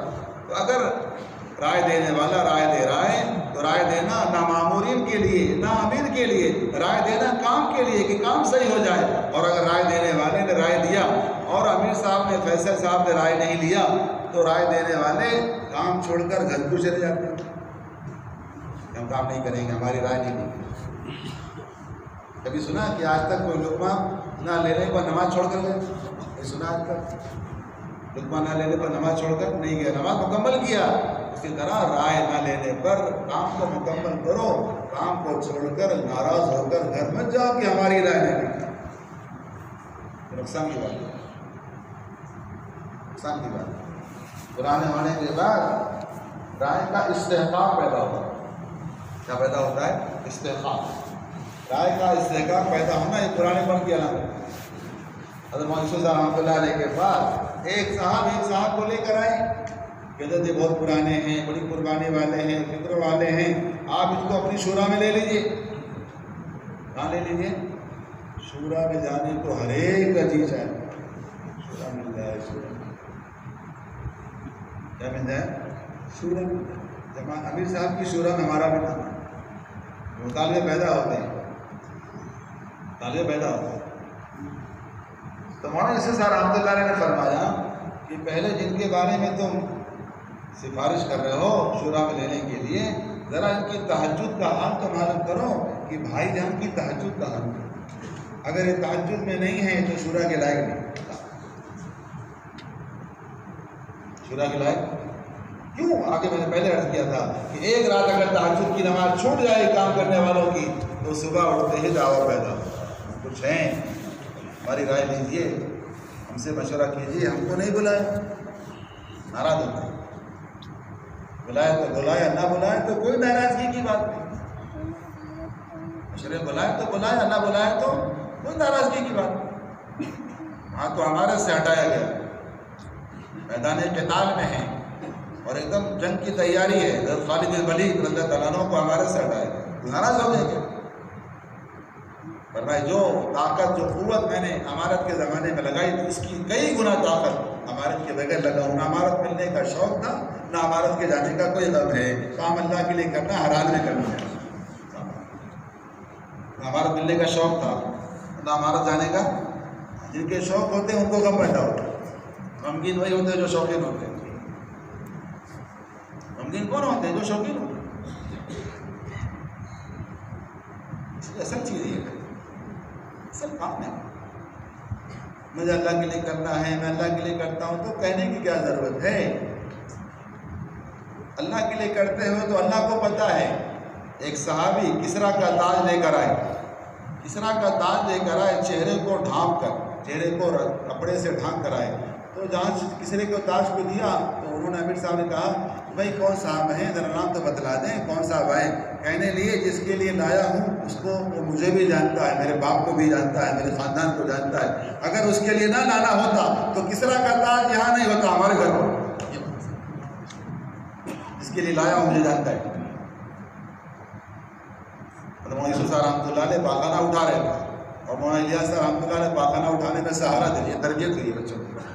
ایک ساتھی کی آنکھ کھل گئی رات کے اندھیرے میں، تو دیکھ کے گھبرا گئے، حضرت آپ کہتے کیا بات ہے؟ یہ ہمارے مہمان ہیں اور ہم ان کے میزبان ہیں، میزبان کی ذمہ ہے کہ مہمان کا اکرام کرے، یہ ہمارے ذمہ ہے، آپ آرام کرو جائیں۔ مہمان خاندان میزبان ہے، خاندان کیا ہے؟ ساری دنیا مہمان ہے، ساری دنیا کی مہمان نوازی کیا ہے، خاندان میزبان۔ پاخانہ اٹھایا ہمارا، یہ تربیت ہو رہی ہے۔ اور مولانا صاحب رحمۃ اللہ فرماتے تھے میں ٹھنڈک کے مہینے میں نظام الدین پہنچا شولہ پوری چادر میں۔ شولہ پوری چادر کی کیا کام کرنے والا دلی میں، اب مہاراشٹر کی گھر ٹھنڈک، تو رات کو فکرا ہوا سو رہا تھا شولہ پوری چادر میں۔ کچھ دیر کے بعد مجھے گرمی محسوس ہوئی تو دیکھا ایک بڑے میاں، ان کا لحاظ پیر اوپر ہے، وہ کھڑے ہوئے نماز پڑھ رہے، تو دیکھا تو مولانا یوسف صاحب رحمۃ اللہ کا اسی دن سے میں نظام الدین کا اور تبلیغ کا حضرت کا قائل ہوں۔ یہ ایسا آپ اٹھا کے دے دیا ان کو ٹھنڈی لگ رہی ہے اور خود 2 رکعت نماز میں لگ گئے۔ پاخانہ اٹھا کر پہنچایا جنگل میں، آ کر غسل کیا، کپڑا پہن کر نماز میں لگ گئے۔ اللہ تیرا لاکھ لاکھ شکر ہے، تیرے اپنے بندوں کی خدمت کے لیے ہمیں سعادت کی بات، سعادت کی بات۔ اس خاندان کا قیامت تک آنے والے انسانوں پر اتنا احسان ہے کہ میں نے سارے خاندان کے احسان کا بدلہ دے دیا، ایک خاندان بچا ہے، صدیقی خاندان بچا۔ صدیقی خاندان کا احسان کا بدلہ تو اللہ دیں گے، یہ بھی اسی صدیقی خاندان کا ایک شراب ہے، یہ بھی صدیقی خان کے درخت کا ایک پھل ہے۔ جیسے اللہ کے نبی صلی اللہ علیہ وسلم کا فرمانا مفہوم ہے کہ میں نے سارے خاندان والوں کا احسان کا بدلہ دے دیا، لیکن صدیقی خاندان کے احسان کا بدلہ نہیں دیا۔ خدا کی قسم اسی طرح قیامت تک آنے والے اس خاندان کے احسان کا بدلہ نہیں دے سکتے۔ احسان تو بولو، زمانے جاہلیت میں حدیبیہ میں عروہ نام کا ایک شخص کفار کی طرف سے قاصد بن کر آیا، اس نے اللہ کے نبی صلی اللہ علیہ وسلم سے کچھ باتیں کی، بہت ساری باتوں میں سے مختصر یہ ہے کہ یہ آپ کے ساتھ دعویٰ کرنے والے یہ آپ کا ساتھ چھوڑ کے بھاگ جائیں گے، میدان چھوڑ کے بھاگ جائیں گے۔ ابوبکر صدیق رضی اللہ عنہ جو سب سے بہترین دوست تھے، یار غار تھے، ان کو بڑا خراب لگا، یہ ہمارے اوپر الزام لگا رہا ہے، اور انہوں نے کہا لات و عزا کی پیشاب کا چاٹ، اتنا خطرناک جملہ کہا ہے، اسے لکھا ہوا ہے لات و عزا کی پیشاب کا، کیا ہم ایسے ہیں اللہ کے نبی صلی اللہ علیہ وسلم کا ساتھ چھوڑ کے بھاگ جائیں گے؟ عروہ نے پوچھا ہے کون ہے؟ میں ساتھ دینا چاہ رہا ہوں۔ عروہ نے پوچھا ہے کون ہے؟ تو پتہ چلا، بتلایا گیا کہ ابوبکر صدیق رضی اللہ عنہ۔ تو عروہ نے فوراً اپنے آپ کو کنٹرول میں کیا، کہا نہیں ان کا میرے اوپر قدیمی احسان ہے، ورنہ ان کے سوال کا جواب میں دیتا، لیکن احسان کی وجہ سے میں آج ان کا جواب نہیں دے رہا ہوں۔ زمانے جاہلیت میں احسان کو نہیں بولتے تھے، اس زمانے میں کام کرنے والے احسان کو بول رہے ہیں، ایک احسان ہے، ایسا جملہ کہا لات و عزا ان کے معبودوں کا نام ہے، بتوں کا نام ہے، پیشاب کا چاٹ، کیا ہم ایسے ہو گئے کہ ہم کا ساتھ چھوڑ دیں گے؟ دل کی بات ہے، ایسا نہیں بول سکتے، ایسا نہیں بول سکتے۔ ہمارے بزرگ گزرے انگلینڈ میں، انتقال ہوا، حضرت شیخ کے خلیفہ تھے، فرماتے تھے خدا کی قسم ہم کاندلوی خاندان کے غلام تھے اور کاندلوی خاندان کے غلام ہیں، اور قیامت تک ہم کاندلوی خاندان کے غلام رہیں گے۔ غلام تھے،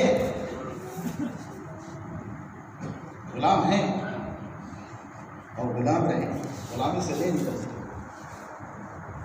بچے پر احسان، خاندان پر احسان، اس خاندان کے احسان کا تذکرہ تو عرب کر رہے ہیں، عرب کھڑے ہو گئے، اورنگ آباد اجتماع میں علماء کرام کے جوڑ میں ایک عرب کھڑا ہوا، کویت کا شیخ مخلے، وہ پرانا ساتھی ہے، ہم سو گئے تھے، ہم عرب کو جگانے والی یہ خاندان، عرب سو گئے تھے، عرب کو دوبارہ بیدار کیا، اٹھایا ہے۔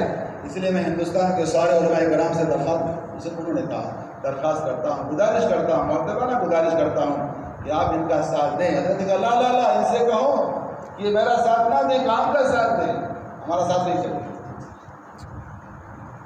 کیونکہ ہم کام کے ساتھ ہیں تو اللہ ہمارے ساتھ ہے، جو اللہ کے جو کام کے ساتھ ہیں اللہ ان کے ساتھ ہیں۔ تنصروا اللہ ینصرکم ویثبت اقدامکم، تم اللہ کے دین کے مددگار ہو، اللہ تمہارے مددگار ہے، اللہ تمہاری مدد میں۔ ایک چیز یہ ہے مشورے کی پابندی، مشورے کے بغیر اجتماعیت حاصل نہیں، اطاعت کے بغیر، یہ اجتماعیت پیدا کرنے کے اسباب ہیں، اجتماعیت پیدا کرنے کے اسباب ہیں۔ پہلا سبب یہ ہے وَبِمَا رَحْمَةٍ مِّنَ اللَّهِ لِنتَ لَهُمْ وَلَوْ كُنْتَ فَظًّا غَلِيظَ الْقَلْبِ لَانفَضُّوا مِنْ حَوْلِكَ فَاعْفُ عَنْهُمْ وَاسْتَغْفِرْ لَهُمْ وَشَاوِرْهُمْ فِي الْأَمْرِ فَإِذَا عَزَمْتَ فَتَوَكَّلْ عَلَى اللَّهِ إِنَّ اللَّهَ يُحِبُّ الْمُتَوَكِّلِينَ۔ یہ قرآن پاک کی آیت کو اللہ نے بتایا کہ اجتماعیت کے اسباب ہیں۔ سب سے پہلا سبب یہ ہے کہ نبی جی آپ نرم بنیں، آپ تواضع اختیار کریں، مسلمان بھائیوں کے لیے اپنے گردن کو اپنے پہلوؤں کو جھکا دیں۔ ایک یہ ہے نرم ہو جائے۔ اگر آپ پرشروع ہوتے وَلَوْ كُنْتَ فَظًّا غَلِيظَ الْقَلْبِ، اگر آپ پرشروع ہوتے، سخت کلام ہوتے، تو آپ کے اصحاب آپ سے چھٹ جائیں۔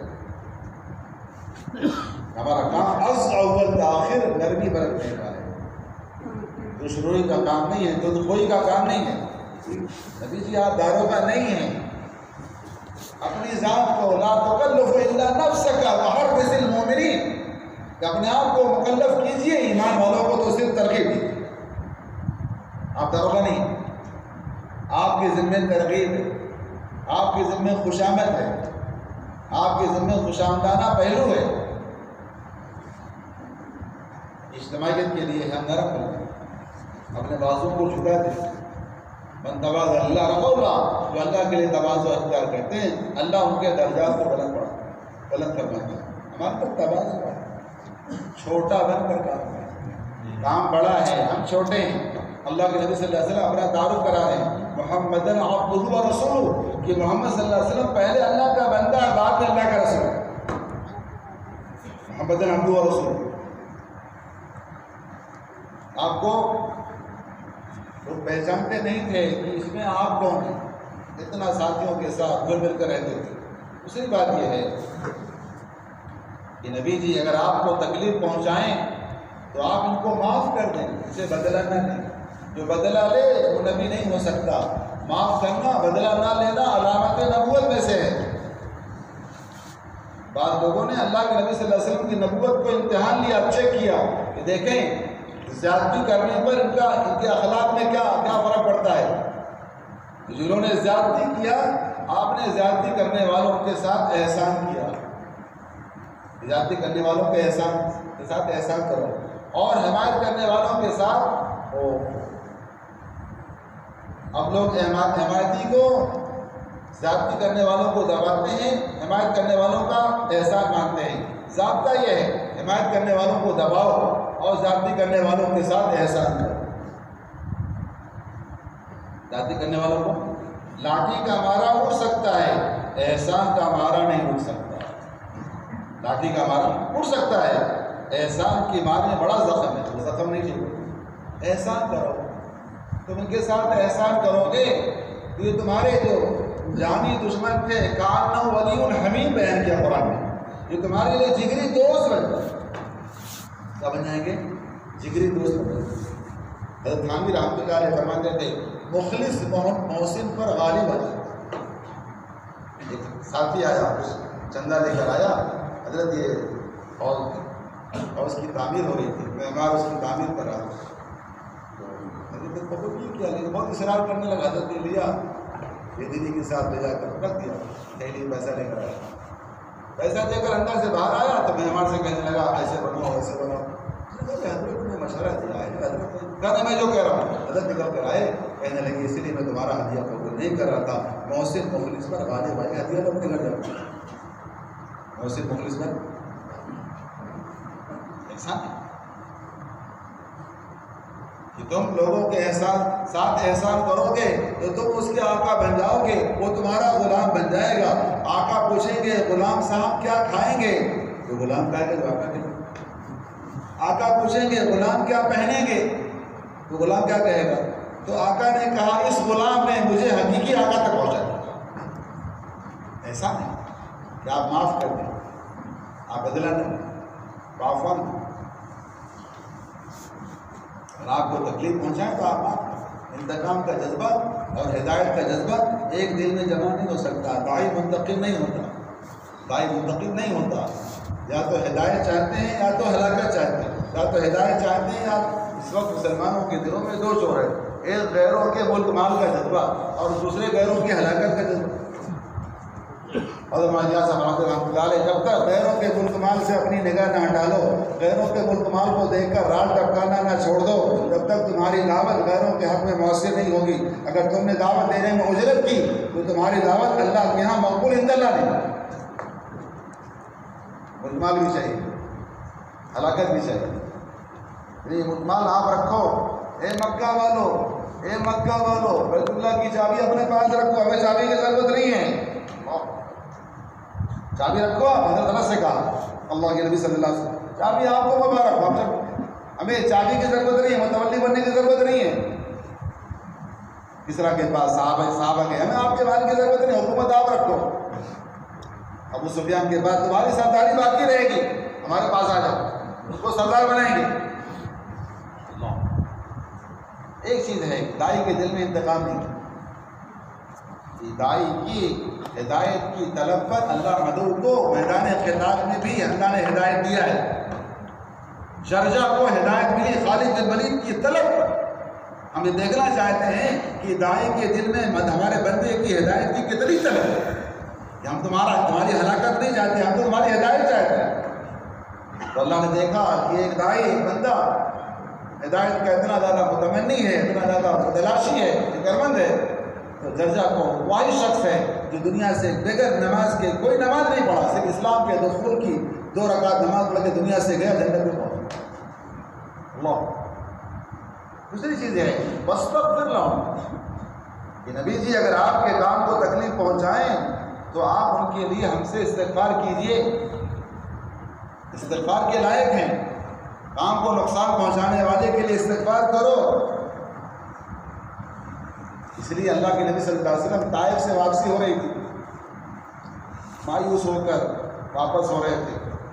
قرن صالب ایک جگہ ہے، قرن صالب ایک جگہ ہے جہاں پر آپ پہنچے تو نگاہ مبارک آپ کی اٹھی تو دیکھا کہ فرشتوں کا سردار موجود ہے، سلام کر رہا ہے اور اپنے ساتھ پہاڑوں کے فرشتوں کو لے کر آیا ہے۔ تو فرشتوں کے سردار نے کہا کہ اللہ نے آپ کی گفتگو کو اور قوم کے سردار کی گفتگو کو بات سن لیا ہے، اب آپ بتلائیں آپ کیا چاہتے ہیں؟ ہمارے ساتھ پہاڑوں کا فرشتہ ہے، اس کے ہاتھ پہاڑوں کا ریموٹ ہے اور 2 پہاڑوں کے درمیان یہ طائف کا قبیلہ آباد ہے۔ آپ نے فرمایا کہ میں بدعا نہیں کرتا، میں بدعا کرنے کے لیے نہیں آیا۔ یہاں تک فرشتوں کے سردار نے کہا کہ آپ چاہے بدعا کریں چاہے نہ کریں، اللہ نے ان کو ہدایت نہ دینے کا فیصلہ کیا۔ تو فرمایا اللہ کے فیصلے پہ میں راضی ہوں، لیکن میں اس بات کا تمنا کرتا ہوں کہ اللہ ان کو باقی رکھیں تاکہ ان کے ذریعے سے ان کی پشتیں آئیں اور پشتوں کو اللہ ہدایت دیں۔ اسی پشتوں میں سے محمد بن قاسم ثقفی رحمۃ اللہ علیہ ہندوستان میں سندھ اور پنجاب کے راستے سے ہندوستان میں داخل ہو کر اسلام پہنچایا ہے. وہ شخص نہ آیا ہوتا تو ہم آپ یہاں ہوتے. تینوں بر اعظم میں کسی خاندان سے دین پہنچایا. آپ بدوانی نہیں، آپ معاف کر دیں. اور کام کو نقصان پہنچانے کے لیے استغفار کریں. استغفر لهم وشاورهم فی الامر. اور نبی جی آپ جن کو استغفار کیا، جن کو آپ نے معاف کیا ہے، ان سے آپ اس کام میں مشورہ لیتے رہا کیجیے، رائے لیتا رہے. الحدیث مانتا ہے اللہ اس کے رسول مشورے سے مستغنی ہے. اللہ کو ضرورت کیا ہے؟ اللہ کے نبی صلی اللہ علیہ وسلم پر وہی آتی تھی، آپ کو مشورہ کرنے کی ضرورت کیا ہے؟ لیکن مشورے میں خیر ہے، مشورے میں برکت ہے. مشورے میں کیا ہے؟ خیر ہے. حضرت فرماتے ہیں اگر آج بھی مشورے کی جگہ پر تم اپنے دنیاوی تقاضوں کو، مادی تقاضوں کو چھوڑ کر مشورے کی جگہ پر آؤ گے، یہ کام چونکہ الہامی ہے، آج بھی تم پر اللہ تعالیٰ اس کام کو الہام کر رہے ہیں. حضرت عمر رضی اللہ عنہ اس امت کے ملہم ہیں، جن پر اللہ تعالیٰ الہام فرماتے تھے، جن کی زبان پر فرشتے بولتے تھے، جن کے کام الہامی ہے، لیکن اپنے تقاضوں کو قربان کر کے اپنے مادی شکلوں کو چھوڑ کر مشورے کی جگہ پر آئیں گے تو اللہ تعالیٰ کام کو الہام کرتا ہے. یہ اصل مشورہ وشاورهم فی الامر اور فاذا عزمت فتوکل اللہ. نبی جی جب کسی بات کا عزم کر لیجئے پھر اللہ پر بھروسہ کیجئے. یہ پہلا عزم ہے، ارادہ ہے. بالکل اللہ تعالیٰ بھروسہ کرنے والوں کو، اعتماد کرنے والوں کو پسند کرتے ہیں، لیکن بھروسہ اس وقت ہے پہلے عزائم تو ہو. فیضا عزم تھا، پہلا عزم کریں، ارادہ کریں. تو یہ اجتماعیت کے اسباب ہیں، اس سے اجتماعیت پیدا ہو. اجتماعیت بڑی طاقت، علماء نے لکھا ہے بڑی طاقت ہے. دنیا میں اللہ کی طاقت کے بعد سب سے بڑی طاقت ایمان والوں کے دلوں کی اجتماعیت کی طاقت ہے. محمد رسول اللہ علیہ فرماتے تھے اگر تمہاری عبادتیں، تمہاری تلاوتیں، تمہاری خیر و خیرات، تمہارے صدقات، تمہاری نیکیاں اتنی ہو جائیں کہ آسمان تک پہنچ جائیں، یہاں تک کہ آسمان کو چھونے لگے، لیکن اگر دلوں میں اجتماعیت نہیں ہوگی تو اللہ کی مدد نہیں. اللہ کی مدد. آگے فرماتے تھے مسلمانوں کے فعل کی اچھی تعمیل کیے بغیر مسلمانوں میں اجتماعیت پیدا ہو نہیں سکتی. مسلمانوں کے فعل کی تعمیل کرو. مولانا یوسف رحمۃ اللہ علیہ کے سامنے ایک صاحب کھڑے ہو کے پانی پی رہے تھے. ایک صاحب نے اچکایا، اچکانے والے ہوتے ہیں، امیر صاحب دیکھا آپ نے، میرا ساتھی اچکانے والے رہتے ہیں. اچکانا اس لیے چاہتے ہیں، اچکاتے وہ ہیں جو امیر صاحب کے اپنا مقام چاہتے ہیں. حالانکہ وہ سمجھ لیں کہ اچکانے والے کا کوئی مقام امیر صاحب کا نہیں ہے. وہ ساتھی کھڑا ہو کے پانی پی رہا تھا، ایک صاحب نے اچکایا، دیکھا حضرت نے کہا آپ زمزم پی رہا، آپ زمزم. یہ ہے یہ ساتھیوں کے ساتھ اچھا بنا، اچھی تعلیم. حضرت مولانا صاحب رحمۃ اللہ محفوظ لکھا ہوا ہے، محفوظ ہے، جب تک مسلمانوں میں حسن ظن نہیں پیدا ہو جائے، اچھا گمان نہیں پیدا ہو جائے، مسلمانوں میں آگے فرماتے ہیں اگر مسلمانوں میں حسن ظن پیدا ہو گیا، اچھا گمان پیدا ہو گیا تو اللہ تعالیٰ برکتوں کے دہانے ہو. بے برکتی، ساری بے برکتی مسلمانوں کی بدگمانیوں کی وجہ سے. بدگمانی آدمی کو تجسس پر ڈالتی ہے. بلا تجسس کرنا گناہ کبیرہ ہے، منع کیا اللہ نے. پہلے بدگمانی، پھر تجسس کے بعد میں الغیبۃ اشد من الزنا.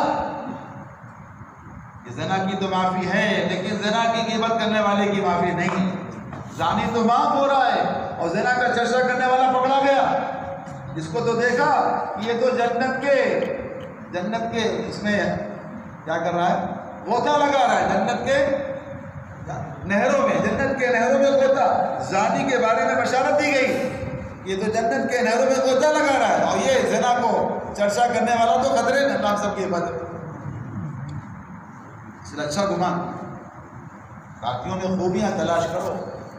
اور الیاس رحمۃ اللہ علیہ، اللہ نے دو آنکھیں دی ہیں. دو آنکھیں کیوں دی ہیں؟ ایک آنکھ سے اپنے عیوب کو دیکھو اور دوسری آنکھ سے دوسروں کی خوبی کو دیکھو.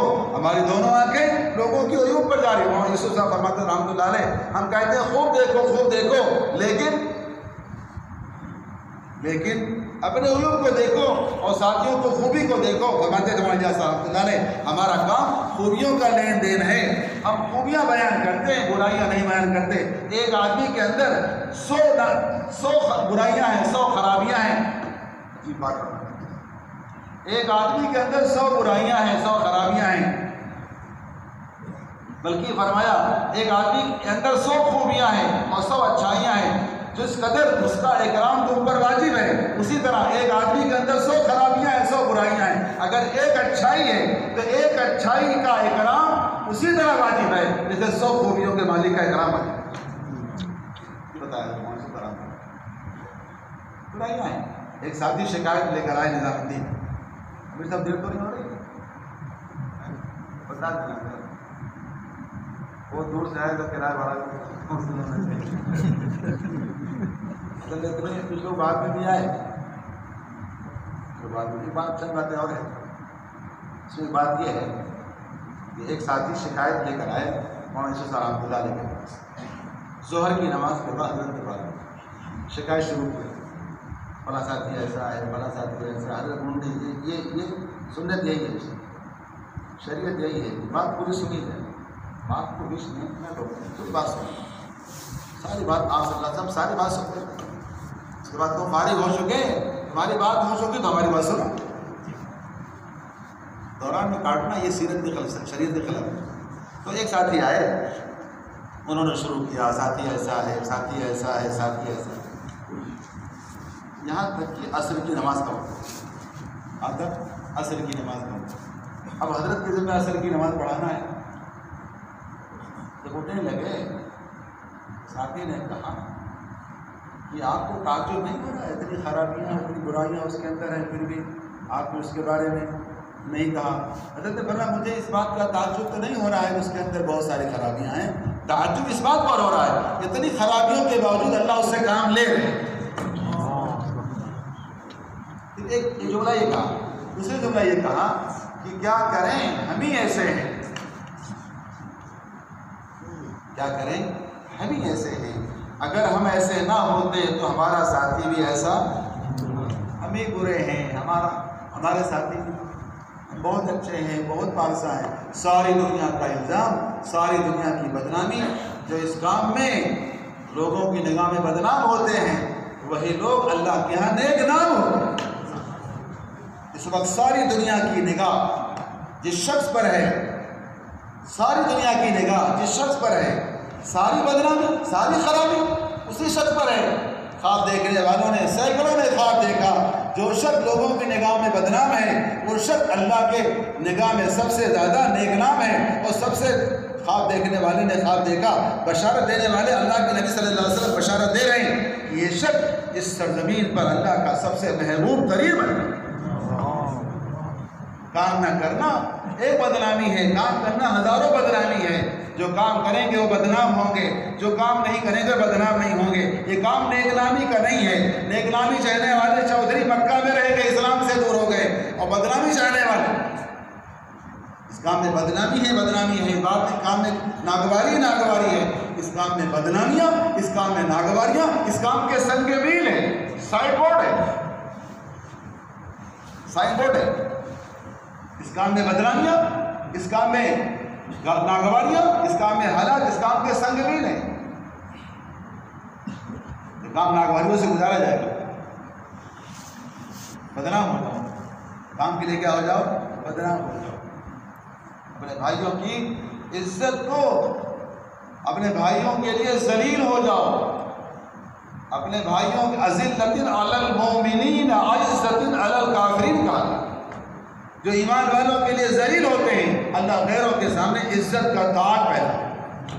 جی ہاں, وہاں الیاس فرماتے ہیں رحمۃ اللہ علیہ, سنیں غور سے, کہ گناہگار سے گناہگار, بدکار سے بدکار مسلمانوں کو عزت کی نگاہ سے دیکھنے کی مشق کیا کرو.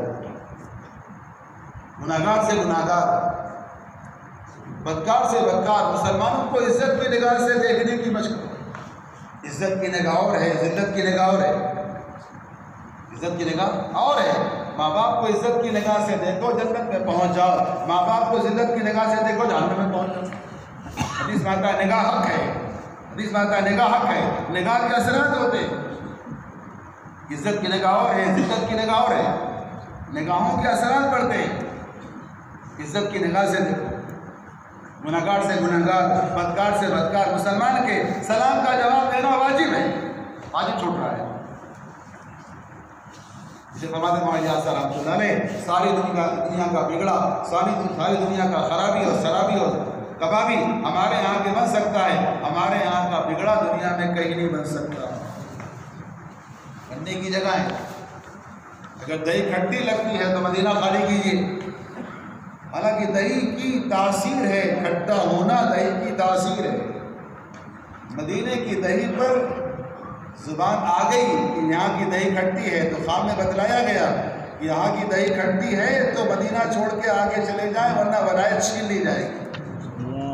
بعض سرزمین، بعض قربانیوں کے ایسے اثرات ہوتے ہیں، وہاں کی چیزوں پر نام رکھنے والے وہاں سے محروم ہو جاتے ہیں. بعض چار دیواریوں میں محمد الیاس رحمۃ اللہ فرماتے تھے، اس چار دیواری میں، نظام الدین کی چار دیواری میں اتنی قربانیاں مدفون ہیں، ان تک کی بات ہے، آگے کی بات آگے دور ہے، ان تک کی بات ہے، اتنی قربانیاں مدفون ہیں کہ اس قربانیوں کے اثرات قیامت تک ختم نہیں ہوئے. اس کے بعد مولانا یوسف صاحب رحمۃ اللہ علیہ قربانی، 21 سال کی قربانی. حضرت مولانا رشید احمد گنگوئی رحمۃ اللہ علیہ کے خاندان میں سے، انہیں کے پوتے میں سے کسی نے حافظ صاحب سے خود کہا، جماعت وہاں گئی تھی، کہا حافظ صاحب کہا بیٹا باپ سے قدم آگے.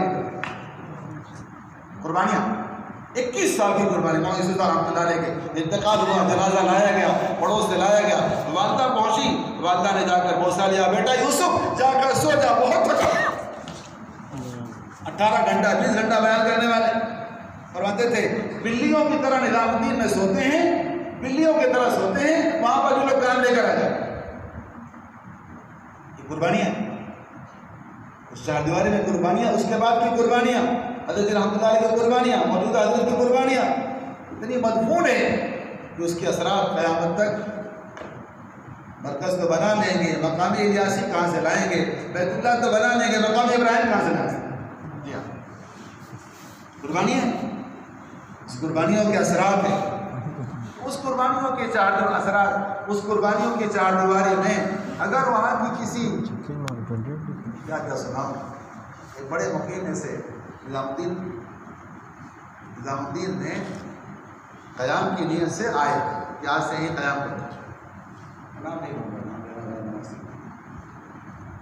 تو ایک بڑے جو مقیم تھے، جو اندر مقیم تھے، انہی کے صوبے کے تھے، انہی کے علاقے کے تھے، تو جو آنے والے تھے ان کو دروازے پر وہی نظام الدین پر رکیے مولوی صاحب، پہلے رکیے، پہلے دل کو صاف کیجئے، دل کو پاک کیجئے.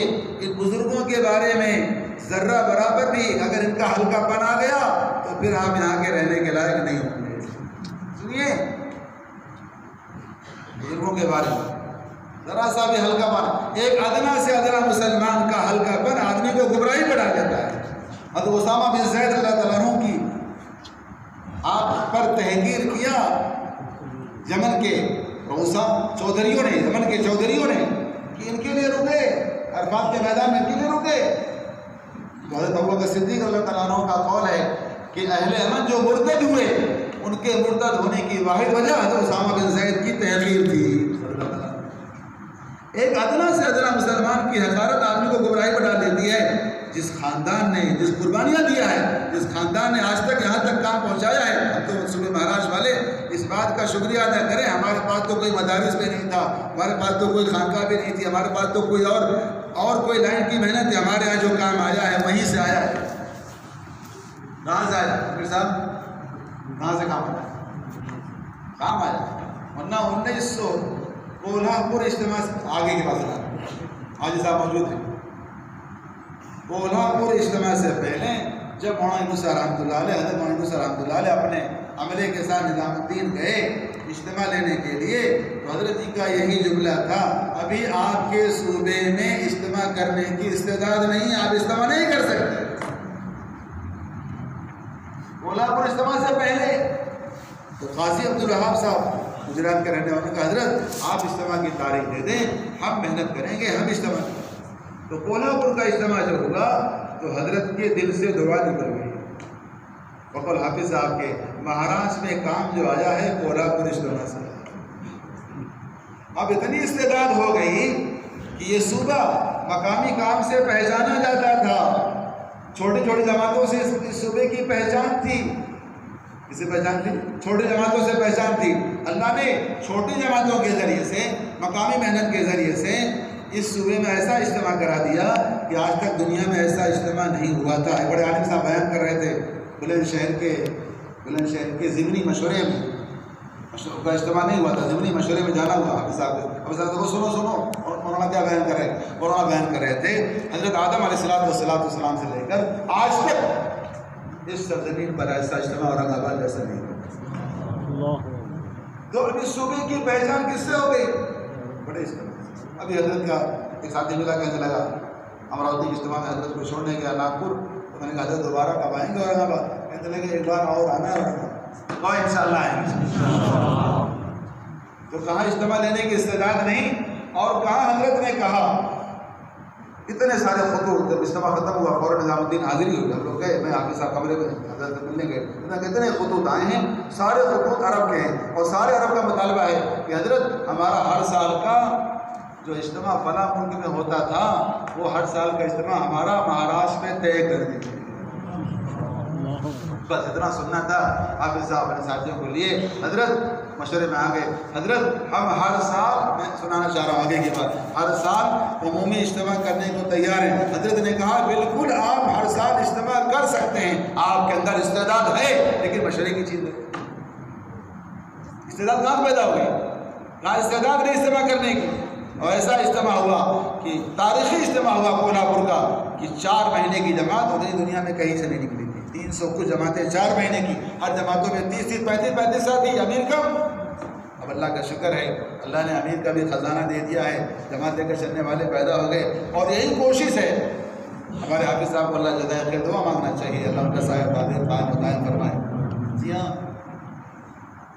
اورنگ آباد اجتماع میں آخری بات، اورنگ آباد اجتماع میں جو حضرت پہنچے، وہ جس گاڑی سے حضرت تھے ہمارے ساتھی ہیں پٹیل صاحب، فارچونر گاڑی سے بیٹھے تھے. انہوں نے منظر بتایا جیسے میں گاڑی لے کے پہنچا اندر پارکنگ میں، حافظ صاحب کھڑے ہو کے استقبال میں کھڑے تھے. تو حضرت اترے نہیں بلکہ حضرت نے چھلانگ لگائی. چھلانگ سمجھتے ہیں؟ چھلانگ سمجھتے ہیں؟ کچھ لوگ نہیں سمجھتے. کیا بولے؟ اڑی ماری. ہاں اڑی ماری. اترنا اور ہے، میں کودنا نہیں کہہ رہا تھا، کودنے میں طرح بولے تو چھلانگ میں تھوڑا سا اور تو اڑی لگائی اور دوڑ کر جا کر حافظ صاحب گلے لگائے اور کہا حافظ صاحب آپ نے تو کمال کر. بلند شہر کے اجتماع میں جانا ہوا. تو حضرت نے کہا حافظ صاحب وہ آپ کا اجتماع بڑا تھا کہ ہمارا اجتماع میں بس رہا. بلند شہر جو حضرت کا کاندھلا کے رہنے والے ہو اسی علاقے کا ایسے ہوتا ہے، اسی مزاج کرتے رہتے ہیں. حافظ صاحب وہ آپ کا اجتماع بڑا تھا کہ ہمارا؟ حافظ صاحب نے کہا حضرت حافظ صاحب نے کہا حضرت ہمارا کون سے وہ بھی اجتماع آپ کا تھا. پھر سناؤ کرچی میں حضرت نے کہا حافظ صاحب دیکھو ماشاء اللہ مجمع کا سیلاب ہے، اور حافظ صاحب جو کچھ ہے اورنگ آباد کے اجتماع کی دیں وہاں بھی کہا یہ جو کچھ ہے اورنگ آباد کی اجتماع کی دیں. اللہ تعالیٰ قدر کرنے کی توفیق، موت تک اپنے امیر کی اطاعت کرنے کی توفیق کریں گے انشاءاللہ. اس کے لیے عزائم کرو انشاءاللہ کہ ہم ملکوں میں اللہ کے دین کے. دیکھو ملک پیاسا ہے، ملک تو بہت پیاسا ہے. مہاراج ساری دنیا میں اکثر بولتا ہوں ساری دنیا کی نگاہ نظام الدین پر، نظام الدین کی نگاہ مہاراشٹر پر، مہاراشٹر کی نگاہ سانگلی پر. غلط نہیں بول رہا ہوں، سانگلی کے بغیر مہاراشٹر مکمل ہو نہیں سکتا. سانگلی مہاراشٹر کا ایک حصہ ہے، سانگلی مہاراشٹر کی ناک ہے، پرائڈ آف مہاراشٹر. اللہ تعالیٰ قبول فرمائے، یہاں کے بچے کو قبول فرمائے. ابھی ایک ساتھی کہہ رہے تھے ہمارے گاؤں میں 100% جہاں کل جانے والے 100% ہمارے گاؤں میں دعوت کے ساتھ. یہاں گاؤں ایسے ہیں جہاں 100% اللہ کا احسان ہے، بزرگوں کی قربانیاں ہیں. اس قربانیوں کے نتیجے میں اللہ نے ہمارے ضلع کو نمونہ بنایا ہے. لوگ اپنے یہاں بیٹھنے کو تیار نہیں، لوگ اپنی شبگزاری کرنے کو تیار نہیں. آپ جیسے بہادر ہو ماشاء اللہ دلیر لوگ جو ہے شبگزاری میں دلیر لوگ آگے بیٹھ گئے. اللہ تعالیٰ قدر کرنے کی توفیق عطا فرمائے. اس کے لیے بدلاؤ ملکوں میں جانے کے لیے کون کون تیار ہے؟ بدلاؤ ملکوں میں ماشاء اللہ. نام کیا لکھیں گے؟ اپنا کھڑا کرا لیں، کھڑا کرا لیں، باتیں کی ترتیب بنا لیجیے. کھڑے ہو جاؤ ماشاء اللہ. ملکوں میں جانے والے ایک ایک نام لکھیں گے تو بہت چوکا ہوتا ہے. فرماؤ بھائی اور کھڑے جاؤ ملکوں کے لیے بھائی. 5 ماہ بیرون، 2 ماہ مستورات، 5 ماہ بیرون ماشاء اللہ. ڈاکٹر صاحب تیار ہوتے ہیں اللہ تعالیٰ قبول کرے اور فرما ماشاء اللہ